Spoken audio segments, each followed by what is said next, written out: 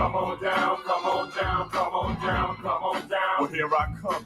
Come on down, come on down, come on down. Hey, yo, Kane, give him some. When I'm in motion, it's just like the flow of the ocean. The way that the words swerve and curve. My style flex is bigger than the state of Texas. Quick as a Lamborghini, smooth as a Lexus.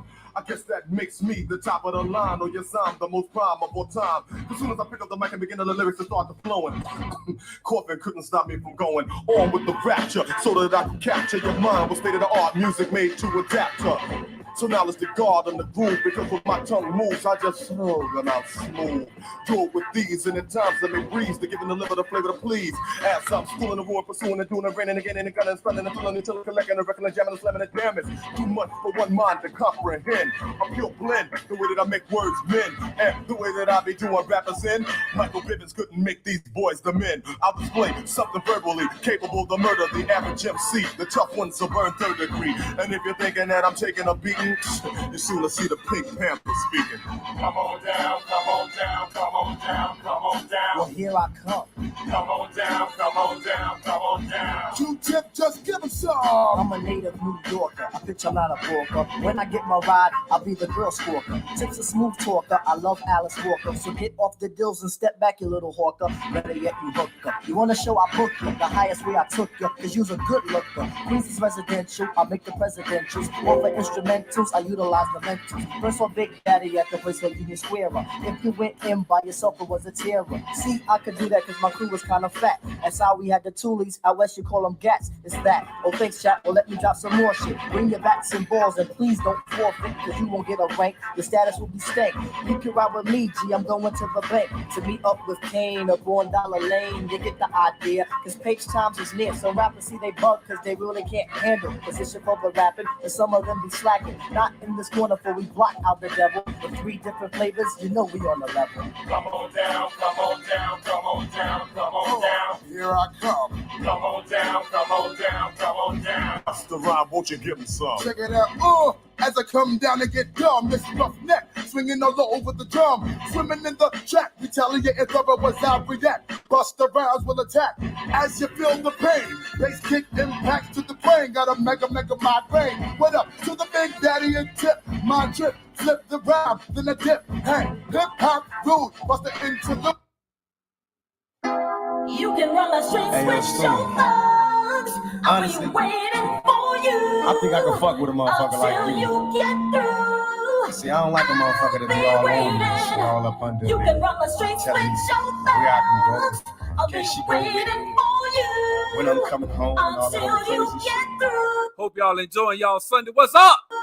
Type of life I Now, he go the secret on how to keep it playing. Some love making and home cooking, I'll see you later. It don't take a lot to keep a nigga hard. Must be a lady in the life, a real freaky in the dark. Plus I got some enemies, baby, hold my pistol. And wrap your arms around a nigga every time I kiss you. Can you visualize a picture me and you in ecstasy? Don't be upset, it's good sex when you next to me. Do you wanna test me with your tired head on my chest? A thug niggas in the house, now you can rest. I bet you never screamed a nigga's whole name out. I felt the pleasure and the pain, about to take the very taste out your mouth. You can call me when you need me. 1-800 Sky page when you wanna see me. Cause I could be your man, and baby you can be my lady. But you gotta give a nigga space or you drive me crazy. Run the streets. You can run the streets with your thugs. Yo, Pop, you know I'm 16 strong behind you, but I gotta do what I gotta do. I'll be waiting. I gotta run them straight, you know. I ain't no clean up woman type hoe, you know. Now me and you was cool, but I ain't the one to play the fool. Can't make no money in bed, so ain't no future fucking you. I ain't the bitch that love you. Can't do a damn thing for you if you ain't about money. 9 out of 10, I'll ignore you. It's a man's world, but real women make the shit go round. Disrespecting I clown, the type of bitch to throw down. Throw up the block 'cause nothing stops my chip. I boss play you with tips, that's what you lame tricks. How like if you understand my plan, ladies. Fuck having babies by them shady ass niggas swearing he can save me. My strategy's official. Check in your pockets while I tongue kiss you. Soft as tissue, so my next issue is hot dish. They call me Storm from the day I was born. I've been known to break the coldest motherfucker till his heart's warm. I ain't never been the type to wait at home alone. Just cause we born don't mean you own, and nigga, I'm grown. Give me a cigarette, dog. It got me feeling crazy than a motherfucker. I got badass in this motherfucker. Puffin' on live. Machiavelli and Dog. Represent the Outlaws. Badass represent the LPC. She wanted to see. You know how to do it. Time goes by, puffin' on live. Hoping that it gets me high. Got a nigga going crazy. I feel crazy. Tell about it. Last year wasn't hard, but life goes on. Bumping my head against the wall, learning right from wrong. They say my ghetto instrumental, detrimental to kids, as if they can't see the misery in which they live. Blame me for the outcome and my record. Check it, don't have to bump this, but please respect it. I took the minus, and now the hard times are behind us. Turned into a plus, now they stuck living blinded. Hennessy got me feeling bad. Time to stop drinking, rolling. And my drop top jazz, what's that constant? It's sitting in my car, watch the stars and smoke. I came a long way, but still I got so far to go. Dear mama, don't worry, I'ma watch you snakes. Tell Satchel that I love her, but it's hard today. I got the letter that she sent me, and I cried for weeks. This what came out when I tried to speak. All I heard was the time goes by, puffin' on live, hoping that it gets me high. Got a nigga going crazy. I feel crazy. Time goes by, puffin' on live, hoping that it gets me high. Got a nigga going crazy. I feel crazy. 1, 2, 3, 4. I see Bloods and Crips running up the hill, looking for a better way. My brothers and sisters, it's time to build, cause even thug niggas pray. Open God, baby, I entered the game, look how much I changed. I'm no longer innocent, casualties of fame. Made a lot of money, seen a lot of places, and I swear I seen a peaceful smile on my mama's face when I came. What up? The only way to change me is maybe from my brain top stuck in the middle of the game to get the pain out. Pray to my God every day, but he don't listen to poverty prophecy. My mama's working wonders in the kitchen, listen, I can hear her crying in the bedroom, praying for money whenever people see me dead soon. Am I wrong for wishing I was somewhere else at 13, can't feed myself? Can I blame daddy cause he left me? Wish he would've hugged me 2 months like him. So my mama don't love me on my own at an early age. Get paid and I'm strapped so I never be afraid. Where did I go astray? I'm hanging in the back streets, running with G's and dope fiends where they jack me. Can't turn back, my eyes on the prize, I got nothing to lose. Everybody gotta die, say goodbye to the bad guy that will be fucked when you pass by. Block, block, from the block, let the glass fly. Do or die, walk a mile in my shoes and you be crazy too. With nothing to lose. I got nothing to lose. That's why I got game, got nothing to lose. Got nothing to lose. That's why I got game, got nothing to lose. Got nothing to lose. That's why I got game, got nothing to lose. That's why I got game, I thank the Lord for my many blessings. Don't stress and keep a vest for protection from the barrel of a Smith & Wesson. And all my niggas in the den, here we go again. Ain't nothing separating us from a Mac 10. Born in the ghetto as a hustler, owned up, straight soldier. Looking at the busters, no matter how you try, niggas never die. We just retaliate with hate, then we multiply. See me striking down the block, hitting Congress. Mama like a motherfucker, living like I'm grown. Ain't no stopping at the. It been a long time coming, a lot of dope money. Come on, hustling, trying to dodge DK. This your boy, Yo Body. The streets been begging, so I had to go back to the basics. I need this the intro of my life, entry to my world. Rich dress, Obama moving that white girl. Posted up on the corner, moving that marijuana. Glock phone on my hip, hollering out, you don't want it.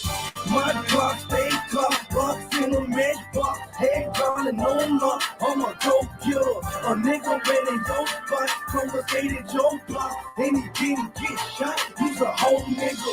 And I remember you do remember me. 8th grade leaving school, rocking up a course. What's up? Who pop from that seat? I was passing your bitch, getting swerving with your bitch on the passenger side. Shout it, let's ride. Real still spinning, so shout it, let's glide. She asking me why I don't get high. Cause bitch, I make 50 off of 3.5. And that's what's up. You niggas say what's up, wanna be me nigga, that's what's up. About your dollar, pop your collar, then you holler, that's what's up. TV show, what about me, y'all? That's what's up, that's what's up, that's what's up, that's what's up, that's what's up.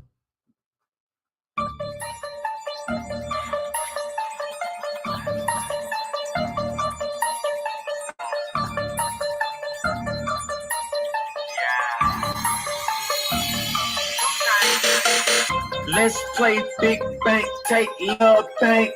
You are looking at a shark in a fish tank. When I'm in the kitchen, I make plenty cash. Tell shorty come milk, she got plenty ass. Yeah, I love the strippers. Yeah, I love the strippers. Yeah, I love the strippers. Yeah, I love the strippers. And my foreign car got the trunk by the engine. So when I back, I'm frontin' on you niggas. Yeah, I love the strippers. Woo! What's up, man? What's up? What's up? What's happening? What's up, Boop? Go over there and sit down. As soon as he hit his music, boy, he got to come downstairs. That's all right. He like to spend time with his dad, and that's okay. That's okay. What's up, man? What's up, dog? Look, man, I took a week, and I just kind of looked at this situation about this dude, man. It's really tragic. His name Christian Obumseli.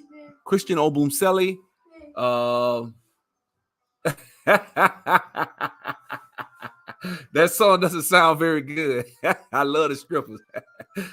Hey, every once in a while you got, you get ratchet, turn up a little bit. You know what I'm saying? Don't tell me your ass don't turn up, might be. Anyway, look, man, this brother, I think they say he was a crypto investor, business guy. Was Nigerian in his nationality. Family, I think he was pretty much raised here in an African home, which is very crucial to understanding how this story should go. I'm gonna go ahead and just say it real quick. I don't see as much coverage from us in the manosphere as I do from the women that hate black men. Right? The women that hate black men love to use anecdotal situations. And they did the same thing for the sister that just got killed by the white guy. They called her all types of things, divester, whatever. I tried to do some research on that girl from Connecticut. I didn't see too many disparaging things she had to say about black men. I really didn't. If y'all got the links where she was dragging brothers, what's up, Marvin? Hey, it is what it is. I'm gonna tell you like this. As I think about it, me being a YouTuber, if some shit ever happened to me, heaven forbid, I would imagine they'll always be able to find some shit on me. All they gotta do is go find a video I did on black women and consumerism, or black women being overweight or something. I see, man. I see. And look, you could take a snippet and say, man, he was ignorant. And listen, man, it's not good that I have this big ass Alabama's country Bama accent, right? So as soon as I started, when something happened to me, they're just gonna go get a snippet. Oh my God, this guy was crazy. He was this, he was that. And that's kind of what I hate to see people do when someone gets killed in a situation. People take a snippet of what they said and drag them and put them out and say, hey, I ain't gonna, pretty much fuck them, basically, in so many words, which is what you hear. This brother's being called all types of names. Coon. Obviously, Coon is always gonna come to mind. Sellout. He bed buck. Different things like that. And so we really have to get into the minds of the Africans when they come to this country and why they think the way they think and why do they say the shit they say. Part of me, I really don't blame them. I get where they're coming from. I'm black. Black community. Sorry. That was Instagram. But, I can't blame to a certain extent. I see where they're coming from. I don't think it's justified in what they say about us, but I understand where they're coming from. And by the way, the other video from yesterday is coming right back up. I had to take it down because Rocket Man wanted me to put that Jimi Hendrix in there, and Jimi Hendrix got my video flagged. Jimi Hendrix, come to find out, it's just like Prince. You catch hell putting the video up with some Jimi Hendrix in it. Right. But anyway, so, the whole thing, man, is this, guys. Ultimately, when you're in a certain space, you have to be mindful of what you type, because that will stick with you the rest of your life. Nobody cares that you were 16, 17, 18. They going back to this guy's past. I'm talking about when he was 18, 19 years old. His Twitter feed, they going all the way back, right? And they looking at stuff. They didn't listen. Look at the Will Smith thing. They done found stuff with Bernie Mac talking about who would hit Chris Rock. You know what I'm saying? I wish somebody would hit Chris Rock. You know what I'm saying? Yeah, he had some bad shit to say about sisters. He did. I'm gonna get into that. He did. He said some shit that, I'm gonna be completely honest with you, I understand where the sisters coming from. They like, shit, the hell with him. But, and we gonna get into all that, because see, my thing is, you ain't doing shit even if you was out here protesting. You ain't doing shit. I mean, we all know that, right? I mean, all my content delves into Black Lives Matter and the fuckery that is Black Lives Matter, and how that whole organization is just is supported by emotional people that go out and march and protest without any logic and strategy, right? Because I'm not gonna sit up here and say I might not get killed by a cop or a damn whatever. That shit can happen to me. I can get choked or shot. I'm not like that. Like, although I'll say that's not the number one issue in the black community, because I don't think it is. I don't even think it's in my top 20. But at the end of the day, it's still an issue. And when your ass pull over, you need to be at 10 and 2 o'clock and yes, sir, no, sir. Because I assume every time I get pulled over by a cop, they want to kill my ass. That's just how I am. Now, that doesn't mean I'm going to be so quick to get... If I think you want to kill me and you can get away with it, and you got a gun on you, I'm not going to be like, fuck you, cracker. I'm not going to do that, right? Like, I'm not going to be... So thinking like this is actually smart, because it's, you know what I'm saying? You know what they want to do. So you need to be smart and think for him and his safety and yours. If he's scared, if you perceive that he's afraid, hands on the dashboard. You know what I'm saying? Philando Castile, as patient as he was, the man killed him. And as I listened to what Philando said, he literally pulled a gun out. I was like, ugh. Look, the man pulled his gun out. You saw him pull the gun out. And he said, well, I got to. He didn't think that cop was going to shoot him, obviously, or he wouldn't have did it. So that was a messed up situation. Especially with his daughter. That was, man, that shit there, bro. That fucked with me. And what she was saying to him for when he was taking his last, that shit fucked with me, bro. When I saw that shit, I just cried, bro. I did. That's when I really shed a tear. I mean, you know. But that's not, we need to hear nor there right now. What's up, Rainey? But let me say this, man. When it boils down to the black community, he was high. I didn't know he was high. So he was relaxed. Oh, okay. See, that'll make you too. He was too poised. He said, I gotta pull it out. And then that's the last words he said. Last word. I got to. Bam.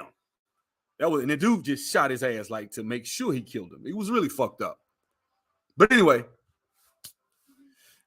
back to this brother Christian, man. Christian Obumseli. Obumseli. Christian Obumseli. Obumseli, however you pronounce it. I'm probably butchering it. This brother is a situation where I just feel as though we really don't know the circumstances behind it. Everybody that knows them says they had a tumultuous relationship. Tumultuous means tumult, which means, let me look at the definition of the word when you hear somebody say tumultuous. Daddy, can you turn the downstairs TV on and get me some cereal with no? No, because you got a pizza outside in a few minutes. Go on up there and get it. Go on up there and get it. Please. Going up there. It's upstairs. Go get it. It's upstairs. I just bought it. Go on up there. What did you just buy? I bought you a pizza. It's upstairs. Go get it. Lord have mercy. You go up there. You hear your mama call you. Go up there and go get it. Go on up there. Anyway, let me say this, guys. First of all, let me share my screen. So the word tumultuous. Let me go right here, right? Because you hear people talk, they had a tumultuous relationship. What does that mean? Loud and confused noise, uproarious, excited, confused, or disorderly. Basically, it was just a turmoil, a relationship that was in all types of turmoil and going back and forth and fighting and arguing and bickering, marked by violence or overwhelming turbulence or upheaval. So you should pretty much know when somebody says somebody had a tumultuous relationship, this shit was up and down. Okay, one day they got passionate, they sucking and fucking and doing it. She sucking and fucking doing whatever, they getting it. The next day, fuck you, I hate you. Right? Kiss my ass, especially young girls. And I hate to do this, but I got to. I have got to do this. I have got to do this because I really feel as though a lot of our younger men that are inexperienced that come from the black community, we give these white Beckys so much. We project so much like shit onto them, like they so righteous and they so this and they so that, and it's bullshit. It just is. We're talking about people at the end of the day. Now, this dude, some people saying he, they question whether or not he had real money or whatever.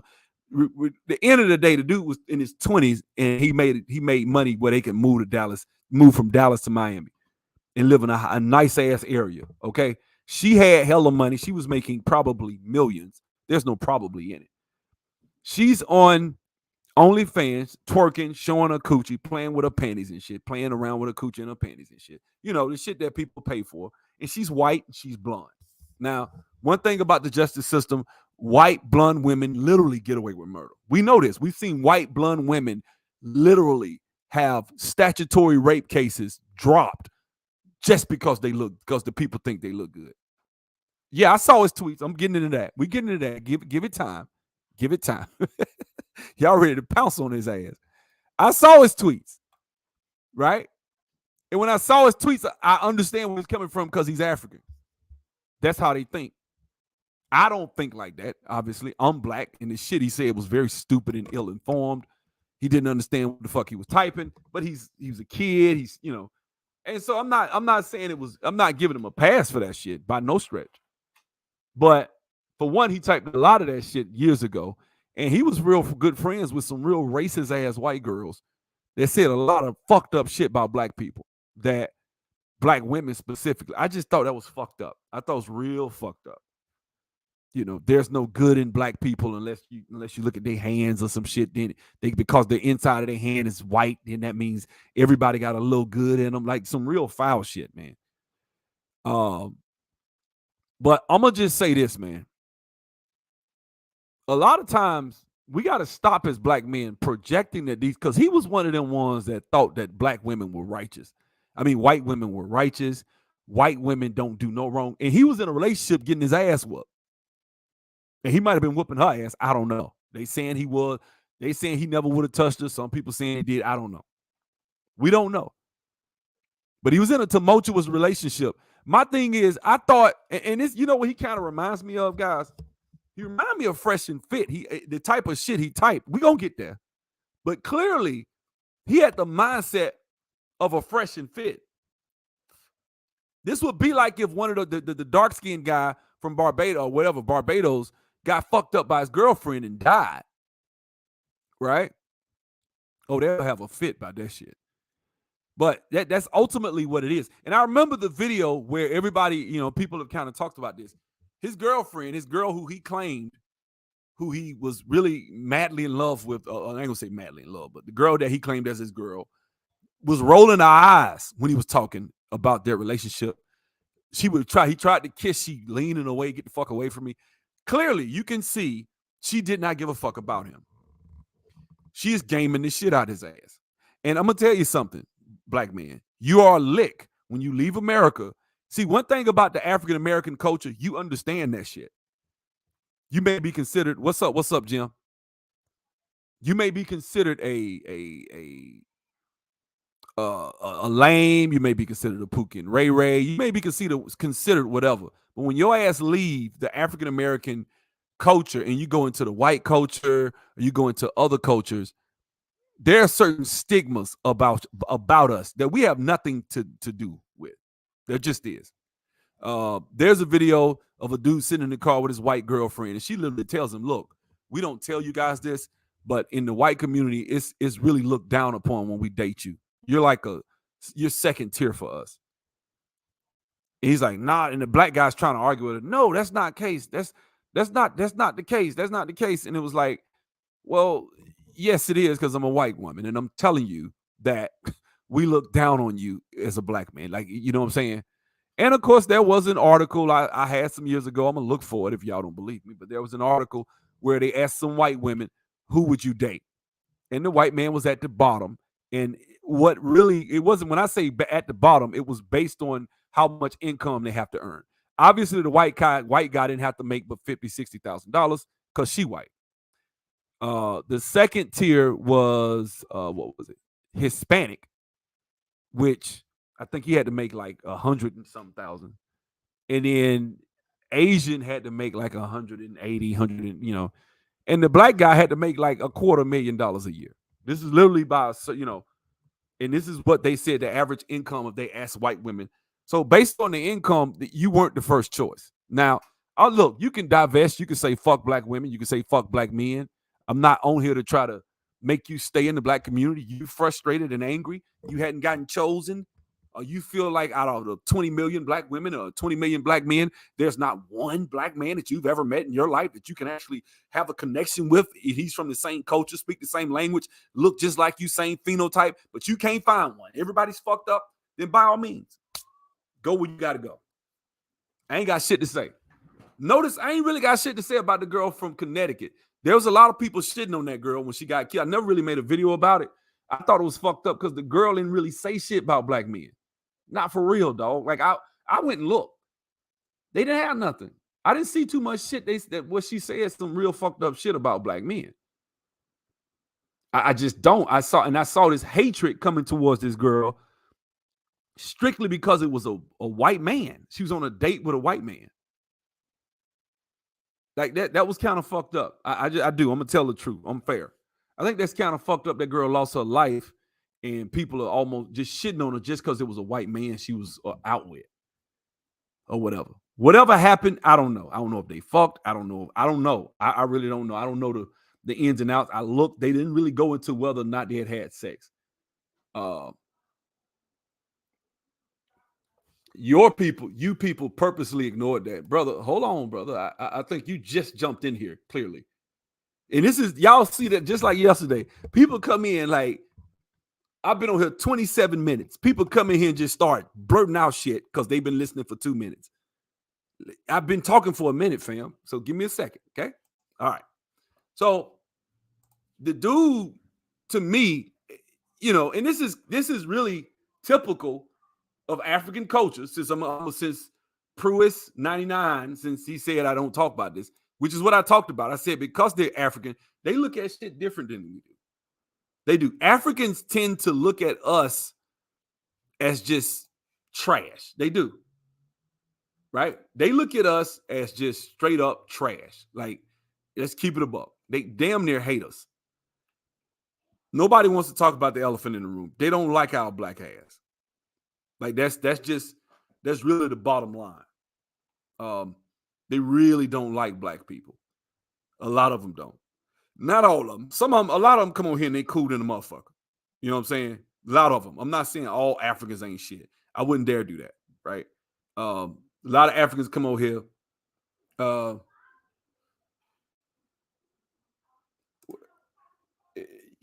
Look, man, you just want to be combative. If you want the link, I'll give you the link. If you got so much to say, I'll give you the link. And if you want to come up and make your point, I didn't say shit. I just started my video. I go through all types of shit. I take my time, fam. That's all. I take my time. I was going to talk about the fact that Africans look separate. I'm talking about him not being part of our community. I am talking about that. That's what I'm talking about. What's up, Rocket Man? You know what I'm saying? That's what I'm talking about.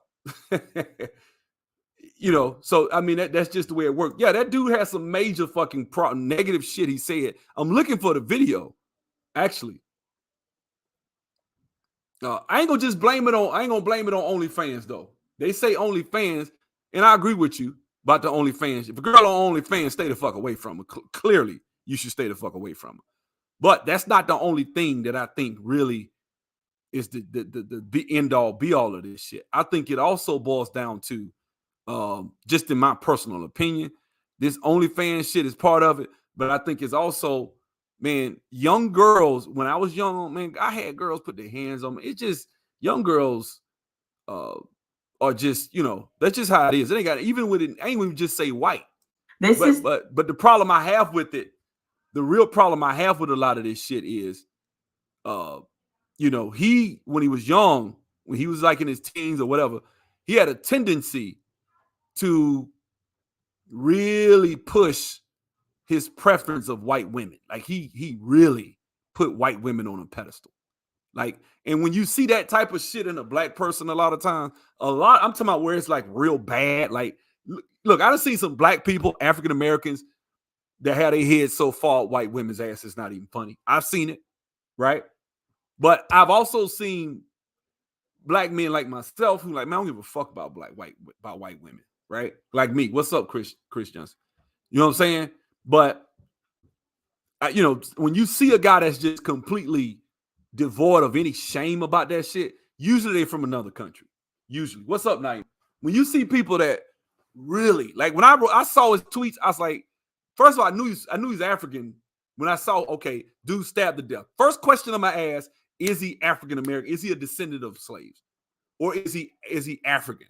Or is he, usually the Nigerians are, you're gonna have a lot of Nigerians like that. Ethiopians. Like when I say like that, I mean the ones that are really staunch opposite of what black men are. What's up, Deuce? You know what I'm saying? Those are the ones that okay, so we got an African sister. She says, in Africa, we don't have any hate for black Americans. There's usually a culture clash which helps widen the divide. Let me say this. Let me say this, Jewel. Let me say this. I admire a lot about Africans. When they come to America, they come here with a fire inside to be successful. I admire that about you guys and everything. I don't have nothing. I'm friends with a lot of African people offline, people that I may talk to on the phone. I don't have no problem with them. But we've also seen that some of your countrymen have come to this country with a level of hatred and disdain. I've faced it. I've dealt with it. I see it all the time. And so there is a level of hatred. Now, I think the hatred comes when we start identifying us as separate. I don't have no problem. I want Africans to succeed. I want Africans to be successful, get your scholarships, do your thing. And usually when you see a lot of people making money in businesses and stuff, a lot of times they're immigrants because they come over here and they believe in capitalism. They believe in American dream and they go after and they work hard. Just like I do. I believe in the American dream. I believe in capitalism, and I'm working hard to try to chase whatever it is I'm trying to chase, right? But at the end of the day, this dude was the tweets that I'm about to play, and it was because I got my play Paris Milan's video. She read a lot of them. I just want y'all to listen to this. People that talk like this exist, Jewel. They exist. It's a lot of Africans in their houses that are called. I had a girl, I dated a Nigerian. She called me a Nakata. I didn't know what she was talking about. I didn't know what it meant at the time. She told me it meant something cool. It didn't. It was an insult. But that's what I'm talking about. And when I went to other Africans and said that, and they told me this, no, she was insulting you. Right? She would call me a Nakata in front of her sisters and they would laugh. I didn't know what that meant. And I'm supposed to be her man at the time. Right? And she married an African, but it is what it is. Like, but let's get to it. Proudly boasted his love for white women. And I went through some of his tweets and I thought it was ironic that none of the black blogs were posting about this. The ones who did report on this, obviously not all of them. But here's some of his tweets. He says here, when the beautiful white girls, #at Plano East, wear yoga and tights. Now, I have no problem with him saying shit like when beautiful white girls wear tights. Nothing wrong with that. The first one was very mild. The ones, as we go through this, I was like, okay, that's kind of mild. You just want to be combative, don't you, fam? Don't you? Please take the motherfucking link and come up. I dare you. Come on up. Because everything I say, if I say left, he say right. I say up, he say down. I like that. I love it. I love it, man. You know what I'm saying? Hey, I'm on TRT too. I'm aggressive. You know what I'm saying? So Every time I see you typing, it's always arguing with me. Now, it's not personal. It's not being disrespectful, but I disagree with you. Africans coming to America and becoming successful is just a stereotype. It's not a stereotype. It's actually true. The average African and Caribbean-born black person has a higher net worth than the average white person in America. If you go to, Cornell some years back, in all these Ivy League schools, damn near all the students are immigrants from other countries. Like, so we can't just sit up here and say that shit ain't true when they get all the damn Ivy League scholarships. I've been in IT for 12 years. I'm telling you, when I see black people in IT, a lot of them are Caribbean and African. That's a fact, man. We not, you know what I'm saying? Let's not just say that's a stereotype. Many African immigrants work basic jobs like Uber or security guard. Yeah, they do. Those sponsors just got here. I bet you if you come back and look at their kids in 20, 30 years, I bet you their kids ain't working driving no damn Uber. Usually. That's what I'm saying, fam. I mean, we ain't got to be disagreeing all the time. You feel me? Let's go.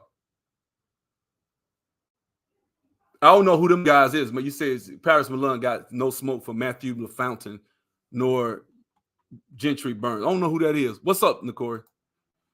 Then goes on to say, want a white girl, #help. Mixed girls. I believe white women can cook. Okay. Okay, so none of this shit so far was bad, right? None of it was really bad at first. It was like, okay, you know what I'm saying? So let's let it go. Now, he also goes on to say here, Alex has me thinking about how much I want mixed babies in ish. Shaking my head, LOL. I feel like only yellow bone girls can pull off nose rings. Now, I'm sure some of you guys are going to say things like, what does this have to do with black women? Okay, so he said, Alex has me thinking about how much I want mixed babies and shit. Okay, that's an opinion. None of this shit so far should be offensive, right? I feel like only the yellow bone girls can pull off nose. Okay, whatever. I feel like every dark-skinned girl don't need to be running around here with blonde fucking hair, right? Right? I ain't finna argue with your ass. I ain't finna argue with you, fam. I'm not. I know that's what you want. You want to troll me. I'm not gonna argue with you. I don't even think you clearly, you just now it's just pride and ego with this argument. Now it's not even about pulling out no stats. It's pride and ego. You know damn well that the most successful, we look at the black community, that it tends to be a higher concentration of people that come from countries where they ain't got no damn running water. Them motherfuckers gonna work their ass off when they get. A lot of them do. Now you trying to lie and tell me my 10 years of experience doesn't matter. And those students who complain, you mean to tell me you got a university with thousands of students and the black students are complaining because there are no students from America? Now, what does that tell you? What does that tell you? Most of the students, a lot of the students at Harvard, Yale, Dartmouth, their parents, or they're either first generation or second generation immigrant, man. Hey, I'm not finna argue with you. Let's go. Can he have a preference? Why do you care who he dates? Well, surely you can like whoever you like. They can lie about their success because there is a lot of them that when they first get here, they ain't got shit. They work. You know what you're doing? Let me tell you what you're really doing. Let me tell you what you're helping. I think what you're helping, brother, is the case for them to come from the gutter. Because a lot of them, they do come over here broke. I agree with you. Especially those exchange students and shit. They don't have no clothes. They be getting clothes from churches and shit like that. I've seen it. They look, I know one of them worked in a gas station. You'll shit on him. You know what he did? He worked in the gas station. I can have a three-way. I can get my boy on here if you really want to see it. Dude worked in a gas station and built a damn bed and breakfast, 16 over in Mombasa, Kenya, over by the beach. 16 room, 16 suite thing. Took him like 15, 20 years. He worked at a gas station in Birmingham. But he had a plan. Listen, man, like I'm not here to argue with people about this shit. Like we take little small innuendos. Oh, that's not true. That's not true. So I'm not going to go back and forth about that. You don't believe it, fine. Now, let's not act as though there's not a high concentration when they get over here that succeed, because they do.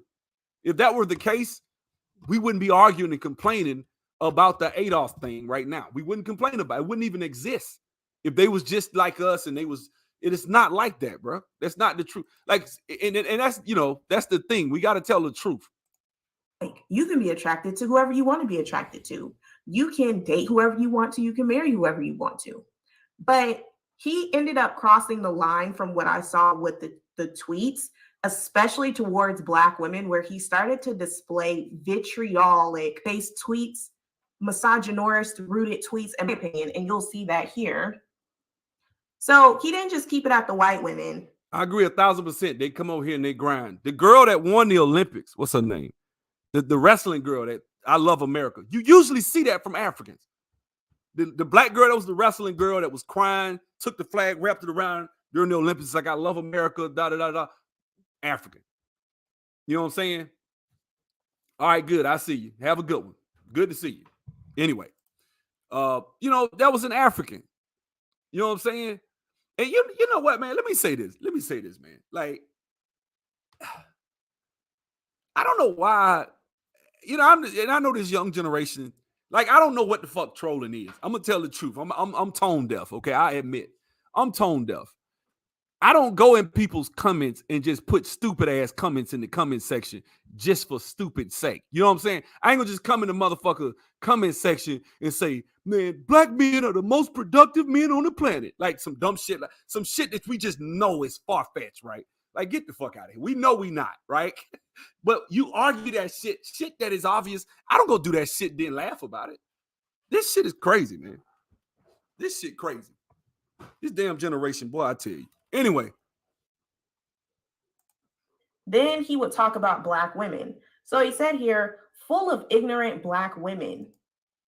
Black girls aren't the only ones who can cook in the world.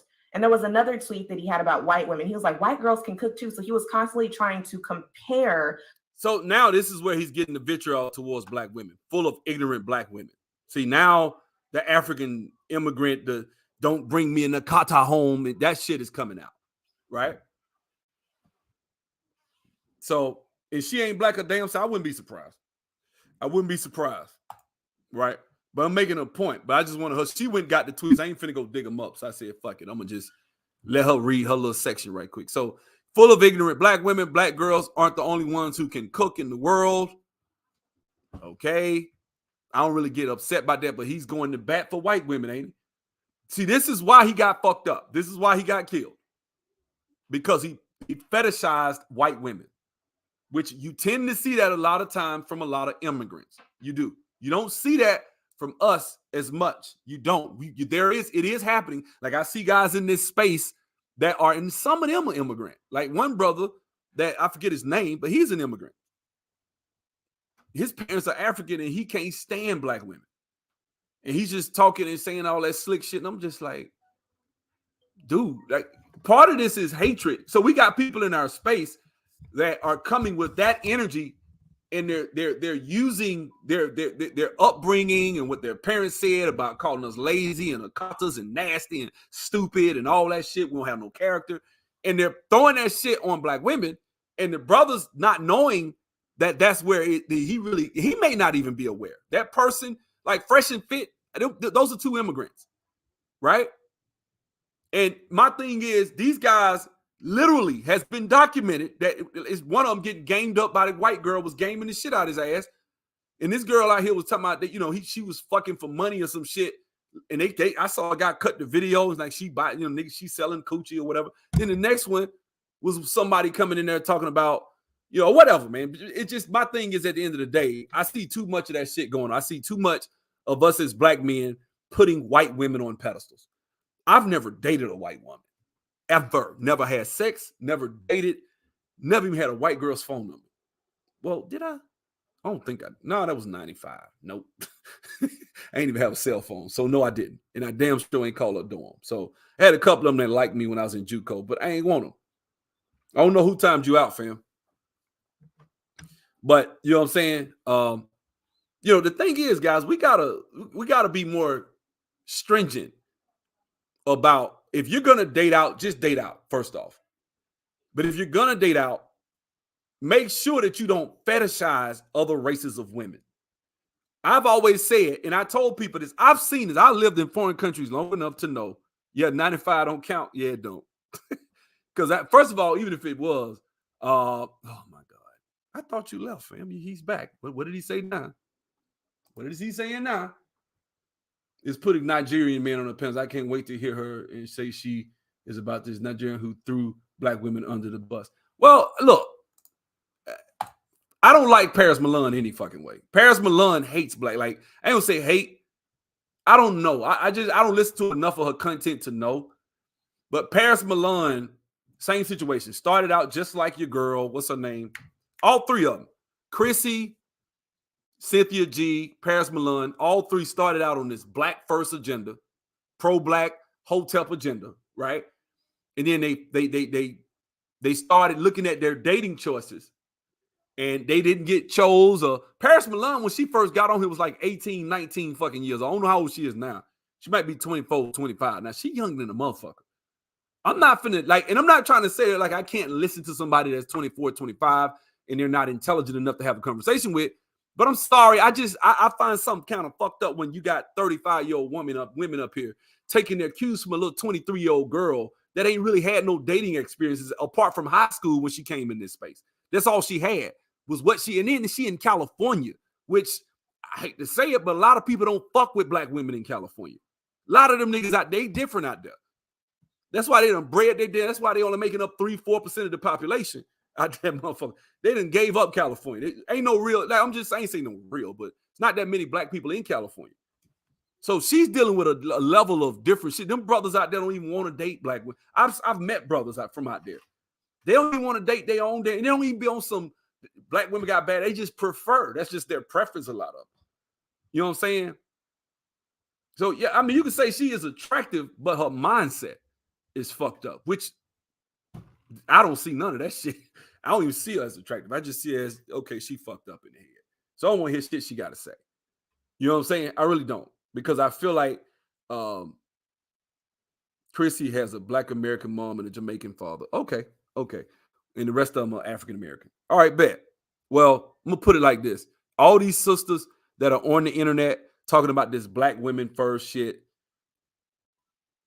I mean, quite frankly, and I hate to say this because I'm going to sound like a hotepper or some shit. They really sound like really just disruptors for the black community. They really, to me, are about in line with some of these black male YouTubers that I could name off that are really anti-family.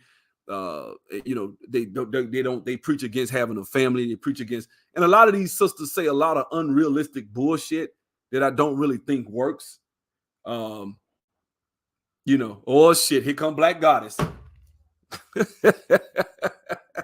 Oh shit, I done talked her up. Let me finish these tweets. Am I listening to myself talk? Yes, let's go. Black women to white women. He also says here, once again, I'm tired of these black girls in my government class. He also says the way black girls disgrace themselves on TV, it does not stop there. He also says here, one of my friends, black girls are born knowing how to shake they A. Me, honestly, I don't care. They not my type. That's not an African American talk. We don't. That's no. How you gonna? I've never. I ain't gonna say never. I've met a few, but when I say a few, I'm talking about in the very, very, very low single digits of people that I've met in my life. We're talking about not even 1%, like a fraction, maybe 10 people in my whole life that I met that are of descendants of slaves and that would say they don't like black women, right? Most black people I know like the people they come from, especially if they from the black community.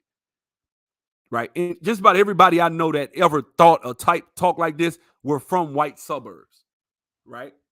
I really honestly feel sorry for black kids that go to white schools. I do. I feel sorry for them. There's a lot of shit you don't get and you need it.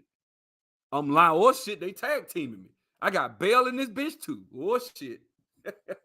I got bail 41, 48, and Black Goddess. Shit.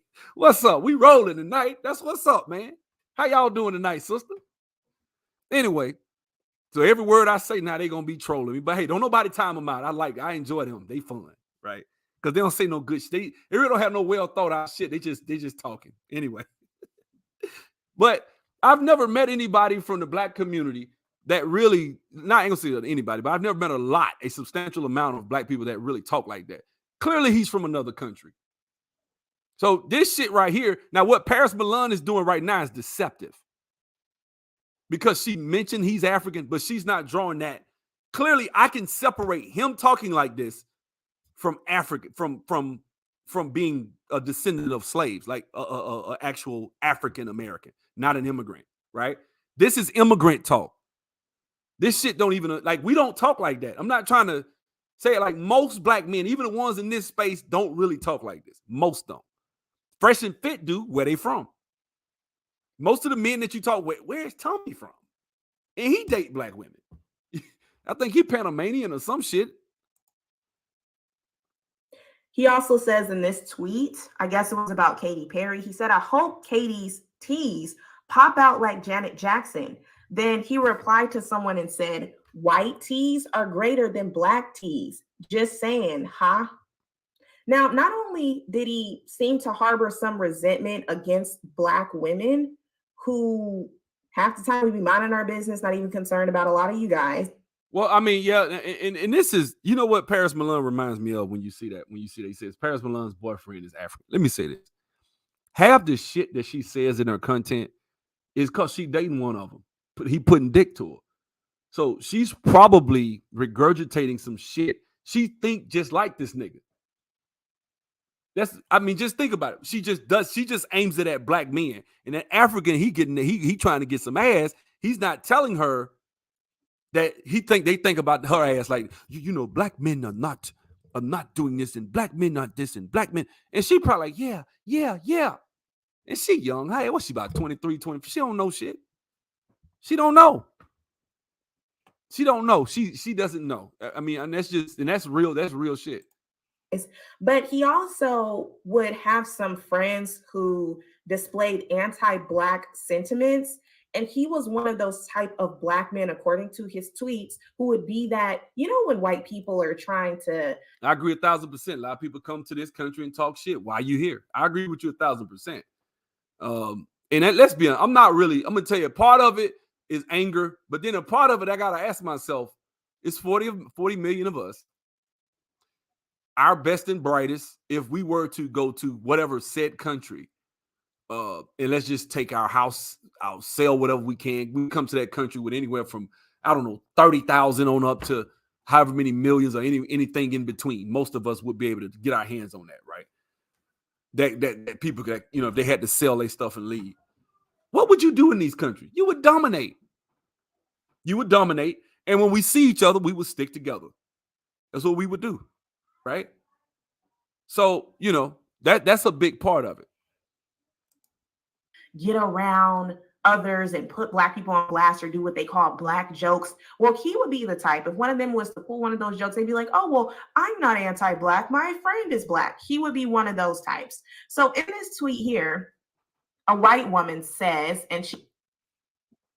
Black American men spent the whole 2000s repeating the lyrics of degenerate rappers pedestalizing white women. Can you validate that with facts? Can you give me references to songs and verses where white women were put on pedestals over black women in videos? Can you do that? Please. We just can't just say stuff. We had a few white women in our videos, but I can't think of too many songs where rappers put white women over black women. I really can't think of that. I just know songs where they, like, I'm just like, you can't just say anything. Like, now we putting our own personal insecurities in our comments. We got to be logical. Can't just say anything. She adds, the funny artist, I wish black people could take a joke. I'm really not artist. OKKK. And then she added him and said he heard that. He went on to say, heard that. He just like Carlton. I don't know if y'all got that new app, Peacock. I've been watching the new Fresh Prince of Bel-Air, the remake or whatever. And Carlton is just like this. That he kind of thinking. Remember, there was a scene where his friends was rapping some rap lyrics and saying nigga, and he over there dancing. Carlton was, right? And Will came in there like, hey man, what the fuck? What's up, man? What are y'all doing? You know, and he was about to get in a fight, and Carlton came, hey man, it's cool. No, it's not cool, right? And the thing is, that's him. These people, you got to understand, man, a lot of immigrants, when they come here, they don't have the history that we have. They don't look at America like we do. I don't really obsess over racism. I'm very like, but you ain't finna be up here joking with my ass about no racism. Yeah, I ain't now. Hold on now. You know what I'm saying? I don't obsess over it. I don't dwell on it, but you ain't finna be coming up here talking about making KKK jokes and shit like that and tagging me in that motherfucker. That just, you know, that shit that just don't even make sense to me. You know what I'm saying? And that's just how I do, you know, that's how it is. And you know what? It's funny you say that I go and be a math professor at what is it, Adaban or Yorin University in Nigeria, and yell at the students for being lazy. Well, that's what we got to look at. It's not that they're overwhelmingly like that, because if they were overwhelmingly like that, their country would be full of human capital. There would not be a brain drain. And we both know, and I established that in the other video that's coming back up soon, that they took down from yesterday about Barack Obama. We know there's a direct correlation between basically productivity, success, wealth, and human capital. So Africa has a brain drain on human capital, but but even still, you could take the most lazy motherfucker in the world in Africa. If you drop in America and say, hey, we're going to pay you $8, $10, $12. You can go to school for free. You could do this. You could do that. You in America, they're going to light a fire under their ass. A lot of them, not all of them. A lot of them might just drive Uber. A lot of them might just work at gas stations, because to them, that's a lot of money. You know what I'm saying? Well, I guess I'll have to prepare an arsist joke every day from you, huh? She said maybe a couple. She also went on to say here, why do Black people have white hands? Because, to answer that, she says, because there's a little bit of good in everybody. At Toby Obumseli, never gets old. And then he says, you are so dumb. And she says, just your jokes. And he says, Now this is the thing.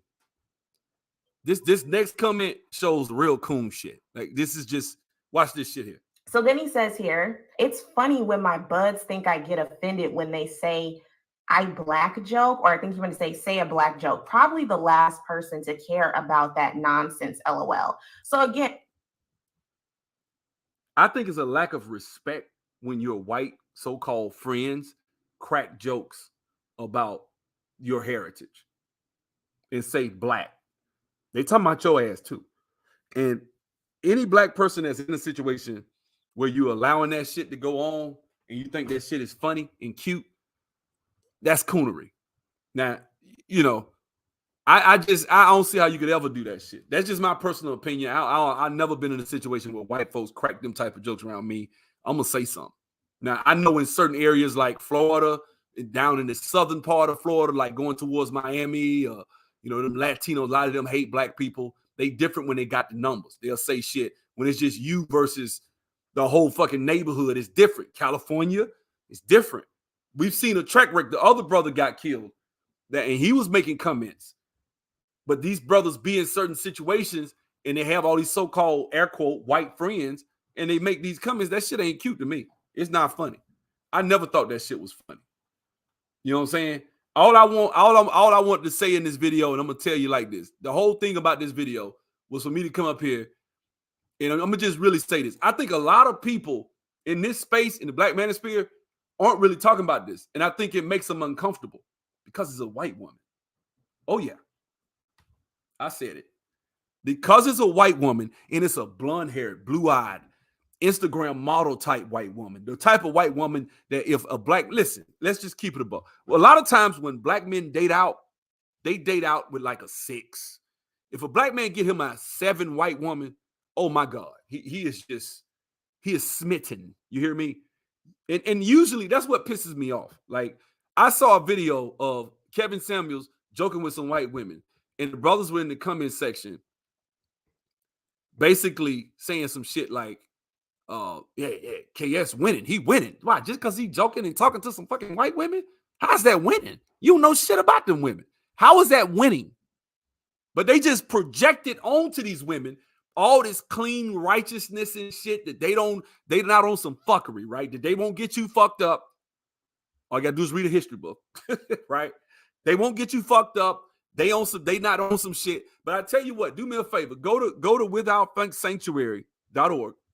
Read some of those renditions, or not necessarily renditions. Read some of those tellings of how they actually killed a lot of Black men back in the day. And look at how the women participate. White women participated and cutting niggas' dicks off and shit like that and throwing it in their fucking mouth. The men did it, but they would let the women do it too. Oh, yeah. And so look, I know you like, well, I wouldn't have lied back then. Why should I hold resentment in my heart towards white women? And she did nothing to me and ain't did nothing to her. So, we like each other. You like each other? Y'all cool? Date. I'm going to tell you why I kind of don't have a lot of patience for people that talk shit about black people, even though they're black and they dating and they got a white wife or they got whatever. And they going back. They love to come back into the black community and drag the opposite sex. Something about that shit just don't sit right with me. It just doesn't. Like that shit that Brandon Tatum pulled on his channel. I don't like shit like that. I don't like that shit, bro. I was like, Brandon, come on, bro. Like, you married to a white woman. He did a video and she was in the back talking. I was like, ooh, that shit just don't look right. That shit just don't look right, bro. That shit, you look like you in the sunken place like a motherfucker. That's just me, right? I'm a conservative. I believe in traditional family values, low taxes, individual freedom, liberty, all that shit. I ain't finna go. If I was with a white woman, I would not come on the internet and make videos about why you shouldn't talk to a black woman. I wouldn't do that shit. But that's what he does, right? And Brandon Tatum's not a good case because Brandon Tatum's from the hood. And then you went to college. And when you went to college, you went around white people. See, let me tell you something. When you play for these Division I programs and you go and you play for like an Auburn or Alabama, or you could be a fucking bench warmer. And he was a star on the team. But you could be a bench warmer. The level of cooperation that you get from them white girls on these campuses is unbridled, right? And you taking a kid from the hood that had to walk up to a girl and ask for a date, even if he was a star football player, he might have dated a girl, but given that we're from the same culture and given that she's, I didn't say something's wrong with dating out. I said something wrong with dating out and talking shit, coming back, dragging people from the opposite sex, right? Like I've never heard shit from Nate Parker. I've never heard shit from the billionaire that just paid for those kids at Morehouse. What was his name? God dang. Smith, what is his name? Robert Smith. Never heard anything from him. Never heard anything from Bob Johnson. Never heard anything from the girl Tika Sumpter. Never heard her drag black men. Never heard her say shit. I ain't got nothing against her. I have nothing against Tika Sumpter. So what? She married a white man. You know what I'm saying? Okay, cool, Saint. I didn't read your comment. I just read the first sentence. Sorry. You know what I'm saying? But, a lot of times that's what happens. It's like people get these other races, get with these other races of people. You want me to read your whole statement? Okay, sister, I'll read your whole statement. She's saying, let me make sure I read it. She said, let me make sure. Let's see. There's nothing wrong with dating out. However, doing so with hate and vitriol against your own people will only attract another racist. Duh. Gender doesn't matter. Okay, I don't know what the gender doesn't matter part means. Sorry. But let me say this, though. A lot of times, guys, I think where we fucked up at is we allow these people to come back and talk shit. Like, I don't like this. Paris Milan, if you dating an African, which technically is dating out, shut the fuck up. Now let me say this. Let me say this first. Let me say this. I agree with Paris Milan in this regard. Black women, go sit your ass down. We don't need you out there protesting. Listen to me. You've made a fucking mess, black woman. It is because of you that Ketanji Brown said she's not a biologist. You don't get it. You can't put that two together. I see that shit all day, right? It is because you took your ass out there, not just black women. There's a lot of niggas too, right? Tell the truth. But black people, you're protesting.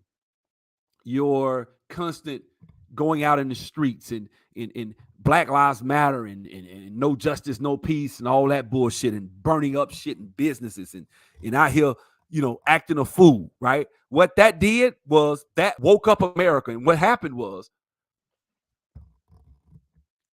motherfuckers said, you know what? We need to do something about this. Let's send some money to an organization by the name of BLM, Black Lives Matter. And if you go on the Black Lives Matter website up until about September 2019 and you read, or 2020, and you read what they were saying on their website, what they said was, we reject the Western prescribed nuclear family. We foster a queer affirming network. All this gay shit that they was pushing, that shit became strong than a motherfucker. They say they got like $200-300 million pumped in through that organization, right? And what happened? All that money went to Washington, D.C. And what happened when it got to Washington, D.C.? That shit went right into the hands of lobbyists for the LGBT movement because George Soros really runs that organization, right? And if black women aren't complex enough to understand that shit, you're right, Paris Milan. Take your capes off and go sit your ass down. Motherfucker get shot, you get emotional. Don't get your ass out there with no sign with no damn Black Lives Matter on it. Don't be wearing no. When I see a black person with a BLM mask on, first of all, you got a mask on now. When I see people with masks, I get mad. I know I shouldn't say that, but I get mad. Bitch, you still got on the motherfucking mask. Everybody that said the shit pretty much don't like. What are you doing, right? Take the fucking mask off. Get on my damn nerves with that. You know what I'm saying? And I know what you're saying. Damn, sub, you don't believe. No, I don't. I hate it wearing a damn mask. But if I see you wearing a mask now, I'm like, look, if your ass ain't out here in the sun and exercising and you all fat and out of shape, but you're going to put a mask on, look, that shit backwards. You like your mask. I'm thinking about it. People so used to wearing masks, man. And I'm not being disrespectful. Wear your mask. It's cool. To me, when I see a mask, I think sheep. I think of a sheep. I just do. I'll be like, bye. When I see somebody with a mask, no disrespect. I see y'all saying y'all wear y'all mask. That's how I feel, right? Oh, hey, what number shot you on? 5? You on your 5th or 6th shot yet? You know what I'm saying? Like, that's just me. But anyway, black women, you've made a mess. But you saying we need to stop caping for black men, I agree. It is our job to fix that shit anyway, truth be told. And if black men, talking to us now, if we don't choose to organize and build economically and really value families, getting married, raising children, not chasing pussy all fucking day, we will continue to be shot down on the streets. And I know you're going to call me a coon and self-hate for this, but we deserve it. If you refuse to foster a family environment where you will raise your kids, where you will push your children for academic excellence, where you will get life insurance, where you will do things to set your children up so that when they graduate high school, they don't have to go in college and get into $200,000-300,000 worth of debt in a damn major that is really of no use. Like, for example, sociology, psychology, shit that really black people can't do shit with, childhood education. I said it. I know I might have a few teachers on here. Instead of computer engineering, electrical engineering, the shit that really pays, right? If you're not going to invest in those majors that really pay and put your child ahead and then really increase human capital, the only way you're going to fix this shit is human capital. That's it. You're like, how does human capital fix the problems and the ills of the black community, right? We got cops killing us. And the cops, he's a race soldier, right? And he's racist. And we just need to. So what? Let me get this straight. And this is why I say black women don't need to do shit. Because as a man, I understand one thing. Motherfuckers ain't gonna feel sorry for your ass. We in the jungle. Okay? Black man, I'm talking to the brothers. We are in the jungle. Right? You can be wiped out. They wiped out our brethren in Tasmania completely off the face of the earth. There are no more Tasmanians on the planet no more. They done all died off. They killed them. You can be killed off. Your ass does not have to be here. And so when it's all said and done, black men, if you want to fix your problems and fix your ills, you start with the family first. The family structure. That's it. Right? And I know what you're going to say. And I know what the Manosphere guys are going, man, shit, I want a white man. Shit, I can't find one. I've been out here. I'm 35 years old. I've never met one good woman. Not one that's wife material. Bullshit. A lot of times, guys, I say this in the nicest way. A lot of times we don't have the social skills. And when I say social skills, I'm not talking about walking up, hey, baby, let me get your number. Not talking about that. I'm talking about we have the social skills to survive in a relationship long term. A lot of times we'll get in a relationship and we'll sabotage our own shit. I was listening to this lady today, right? Let me tell you some crazy shit. So listen to this lady. I forget her name. She got some real good Real great content. I forgot. We've been watching her shit on TV. Like, she got some good ass videos. I forget her name. Anyway, she was talking about Lionel Richie and when his wife whooped his ass, right? Lionel Richie had this beautiful wife, right? Black lady. In 1988, and what brought this on, we was watching Boondocks. And you know what? I watched the Boondocks. I laughed my ass. That's probably the only time I'll literally laugh aloud watching TV is when I watch Boondocks. I laughed, like, we watched like 5 episodes. I laughed all the way through, right? We watched the Kung Fu Wolf bitch, that one. We watched, what else we watched? We watched a bunch of them, man. That shit, that's my favorite damn show, right? But long story short, Lionel Richie, married to this sister. She was in the Kung Fu or whatever shit. She showed up at the girl apartment. He was cheating, right? They was going through. They was having some marital issues. The black wife showed up and fucked Lionel Richie up and beat the shit out the white girl. Lionel Richie ran, and when his ass ran to the damn phone booth, to call the police. They locked our ass up. She went to jail. You know what I'm saying? They got a divorce like 2-3 years later, whatever, right? And he wound up marrying that white woman. Then he cheated on her ass, right? And so he cheated on her. And then I think after that marriage ended, he said, you know what? My last 2 wives was so bad, I don't want to get married anymore, right? And it's like, oh, dude, I mean, maybe, you might have had something to do with that. Maybe that shit is two-sided, And so a lot of times when I hear people say they can't find a mate, they can't find somebody, that may be true. I'm not saying it's not. Maybe you don't know how to, Well, ain't that. They just all of them fucked up. All of them. Statistically, they're just all crazy. I had a brother tell me when I first came on my YouTube channel out of Charlotte. He said 50% of black women in Charlotte have to be on psychotropic drugs and they're crazy. He literally said that. I said, do you have any studies you can cite? Or I'm just telling you from my experience, man. It's just, I'm like, and when you say crazy, like, y'all might come on my channel and think I'm crazy. I'm crazy on YouTube. I got sense. Like, I ain't crazy like that. I ain't finna be out here, fuck you, police, like cussing. I ain't that type of nigga. You know what I'm saying? I'm gonna be like, yes, sir. You know what I'm saying? I got sense. I ain't no damn fool. You know what I'm saying? I don't put my hands on women and shit like that. I got morals and values and shit like that. I ain't just out here. Let's see who this is. Oh, that's the homie. I'm streaming, bro. I hit you back. All right. Yeah, man. So, a lot of times, guys, we got to be careful with what we say out our mouths. We say we can't find a woman, we can't do this, we can't do that. And the women do the same shit. There are no good quality, qualified black men. Well, first of all, sister, and now we're going to get on the sisters for a second. First of all, why don't you take your ass to the gym and lose some weight, right? A lot of the educated sisters, a lot of them are disqualified because you big and don't know, man. Look. For us as men, it's about accomplishments. It just is. What have you done and this and that? And I saw a clip today. A woman said, you're not going to be successful in a relationship if you were a man and he hadn't accomplished or his accomplishments is out of whack. He's going to be a miserable man to date, which I agree, right? And I also agree that a woman, if you 400 pounds, you probably going to have a funky ass attitude. A lot of times, that's why a lot of black women do got attitude. You got a fucking gut, or you got to lose the fucking weight first, right? Because that actually makes it harder. You're not gonna be, because for us, your currency is your beauty. You have to, as a black woman, bring beauty to the table. Now, when that shit go, then you're gonna get treated like shit. You might still get some dick. You might even get a nigga that might want to be in a relationship. He ain't gonna want to marry you, but he might fuck with you, be your boyfriend, all that shit. That nigga don't take you serious.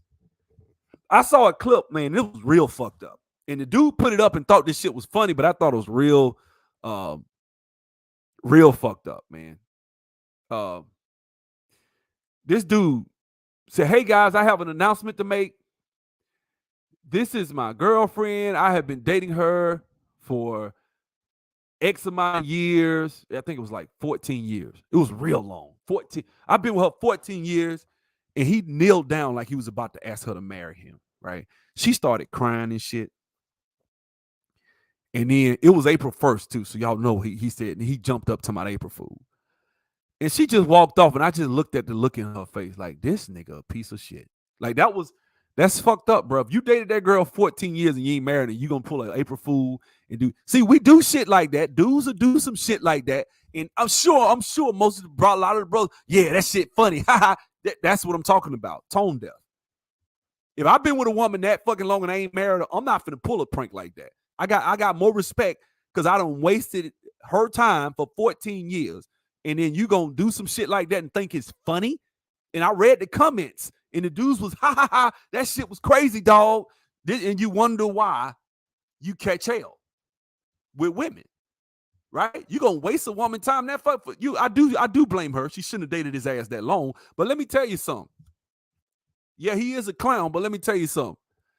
One thing we know about women, we all as men, we know this shit. Women, once you get their heart, you got them. They ain't going nowhere. Let's keep it above. Once you get a woman's heart, I don't care if you did it with consistency, you did it with time, you did it with buying her shit, buying her things, and you fucked around and got between her legs. I don't care if your shit 3 inches long. If you keep hitting a woman, y'all having sex, y'all in a relationship, committed, next thing you know, she into your ass. She into you. And that shit hard for a lot of women to break. I've been that guy on the other. I've been that asshole. Just telling the truth. I've been that asshole. And as I've gotten older, I realized the error of my ways when I was younger. I made a lot of dumbass, selfish choices just to keep hitting the ass as long as I felt until I got tired of it. Just telling you the truth. I know it's fucked up. I know. Call me a piece of shit. But that's the truth. And you're right. It's immature. And so when I look at a lot of the shit that I see black women protesting for in our society, a lot of the ills that we face, I don't want to see no black women. I don't want to see that shit. Right? Really, righteously, they had a lot to do with that little girl getting shot. Not black women, but the protesters. I really kind of blame they stupid ass for that girl Sicaria Turner getting shot up here in Atlanta. I do. I blame all them stupid, foaming at the mouth motherfuckers that was out here marching and protesting. They the reason that little girl's dead. Because when them motherfuckers came up there with them guns, literally, I remember this shit like, and I may be wrong, but I could have swore I saw Tariq put up a post giving them niggas props for putting that barricade up there. You know what I'm saying? What was your last comment? What you said? A black man that has conservative values about family, marriage, character, have only a few black male friends. Well, shit, you might be right about that. So I do have to agree because I don't have a lot of them. You are correct. I don't. I have a lot of people I'm cool with. I do. I have a lot of people I'm cool with, but people that I didn't really, we go get beers and we hang like that. I ain't got that many. I can count them on one hand. I don't have that many. You are correct. But when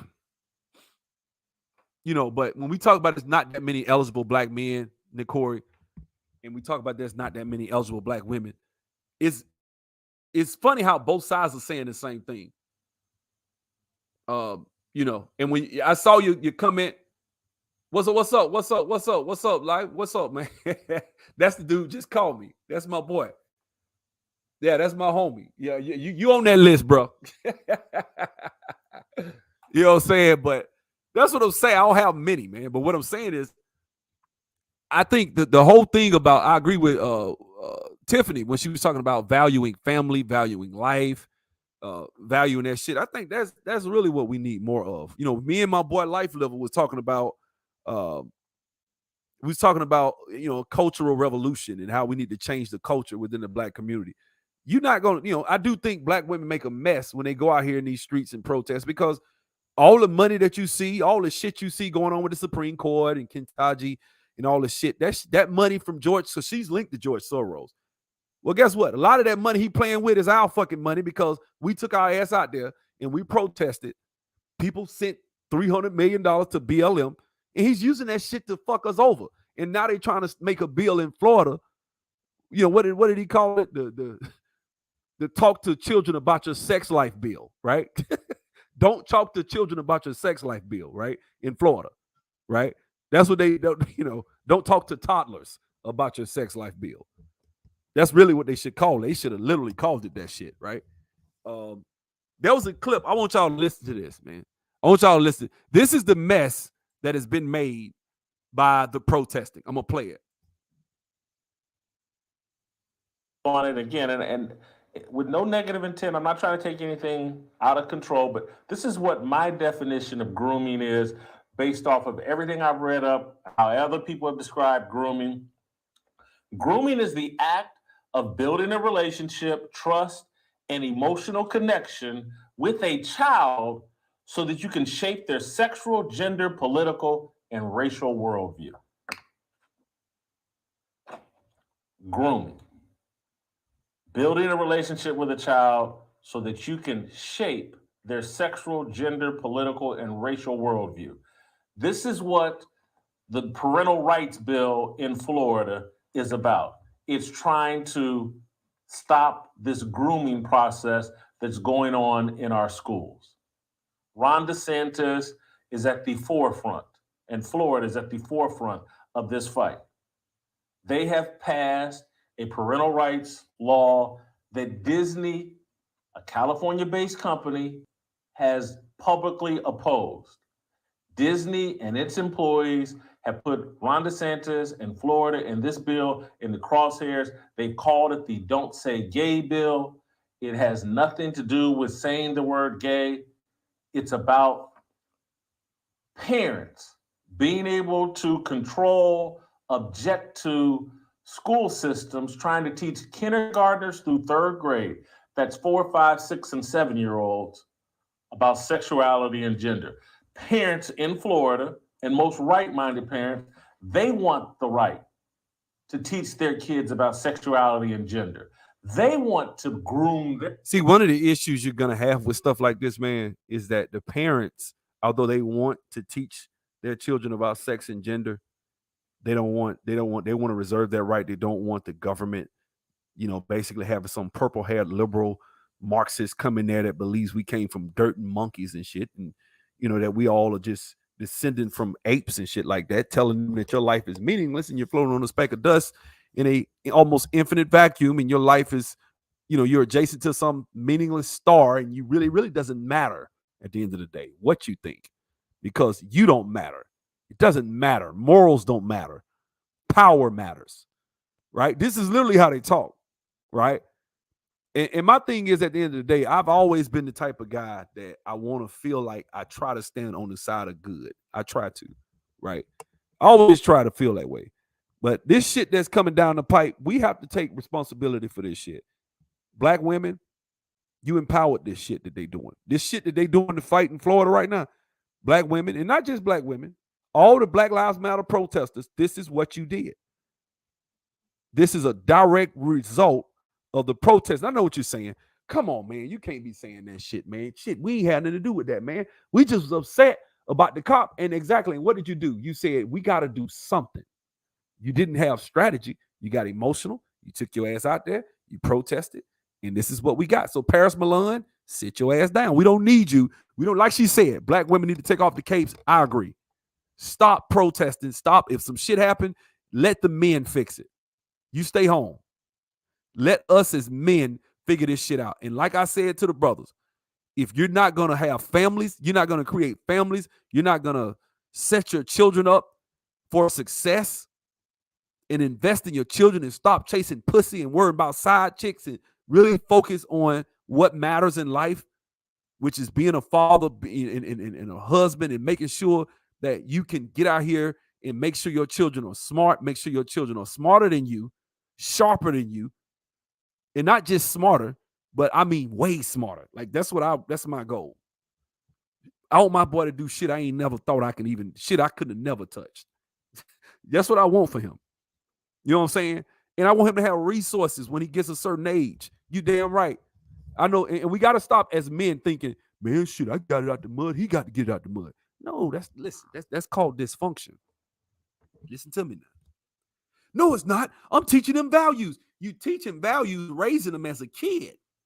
But when you turn 18, telling your child that, hey, they say, hey, Dad, I want to start a business, or I want to do this, or whatever, or leaving an inheritance. That shit is, I got a homeboy. He doesn't believe in leaving his children shit. He thinks he's doing something morally right.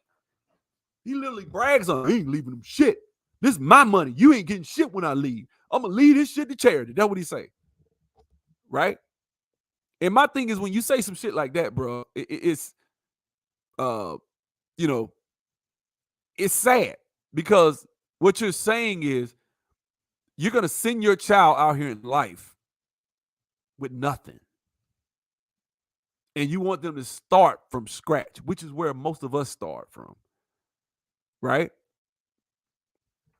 What you got, bro? He said, you want your kids to not be able to relate to your struggle. Well, I'll put it like this. I can instill the values in my child and let them understand what it means to the value of a dollar, right? This is what small hats do. They instill values. Like if you look at, there's a book, the Money Code or something. Y'all know this, but I got a smart subscribers. I know y'all know about this book. I'm gonna go here, right? The Money Code, right? This book right here.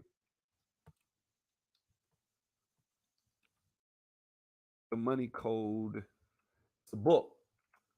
In this book, it talks about how they operate. They do this thing. They figured out how to transcend, or should I say, send this stuff down throughout history, their principles and values. A lot of it is biblical values. I know how y'all are about the Bible, but just saying, a lot of this is biblical principles.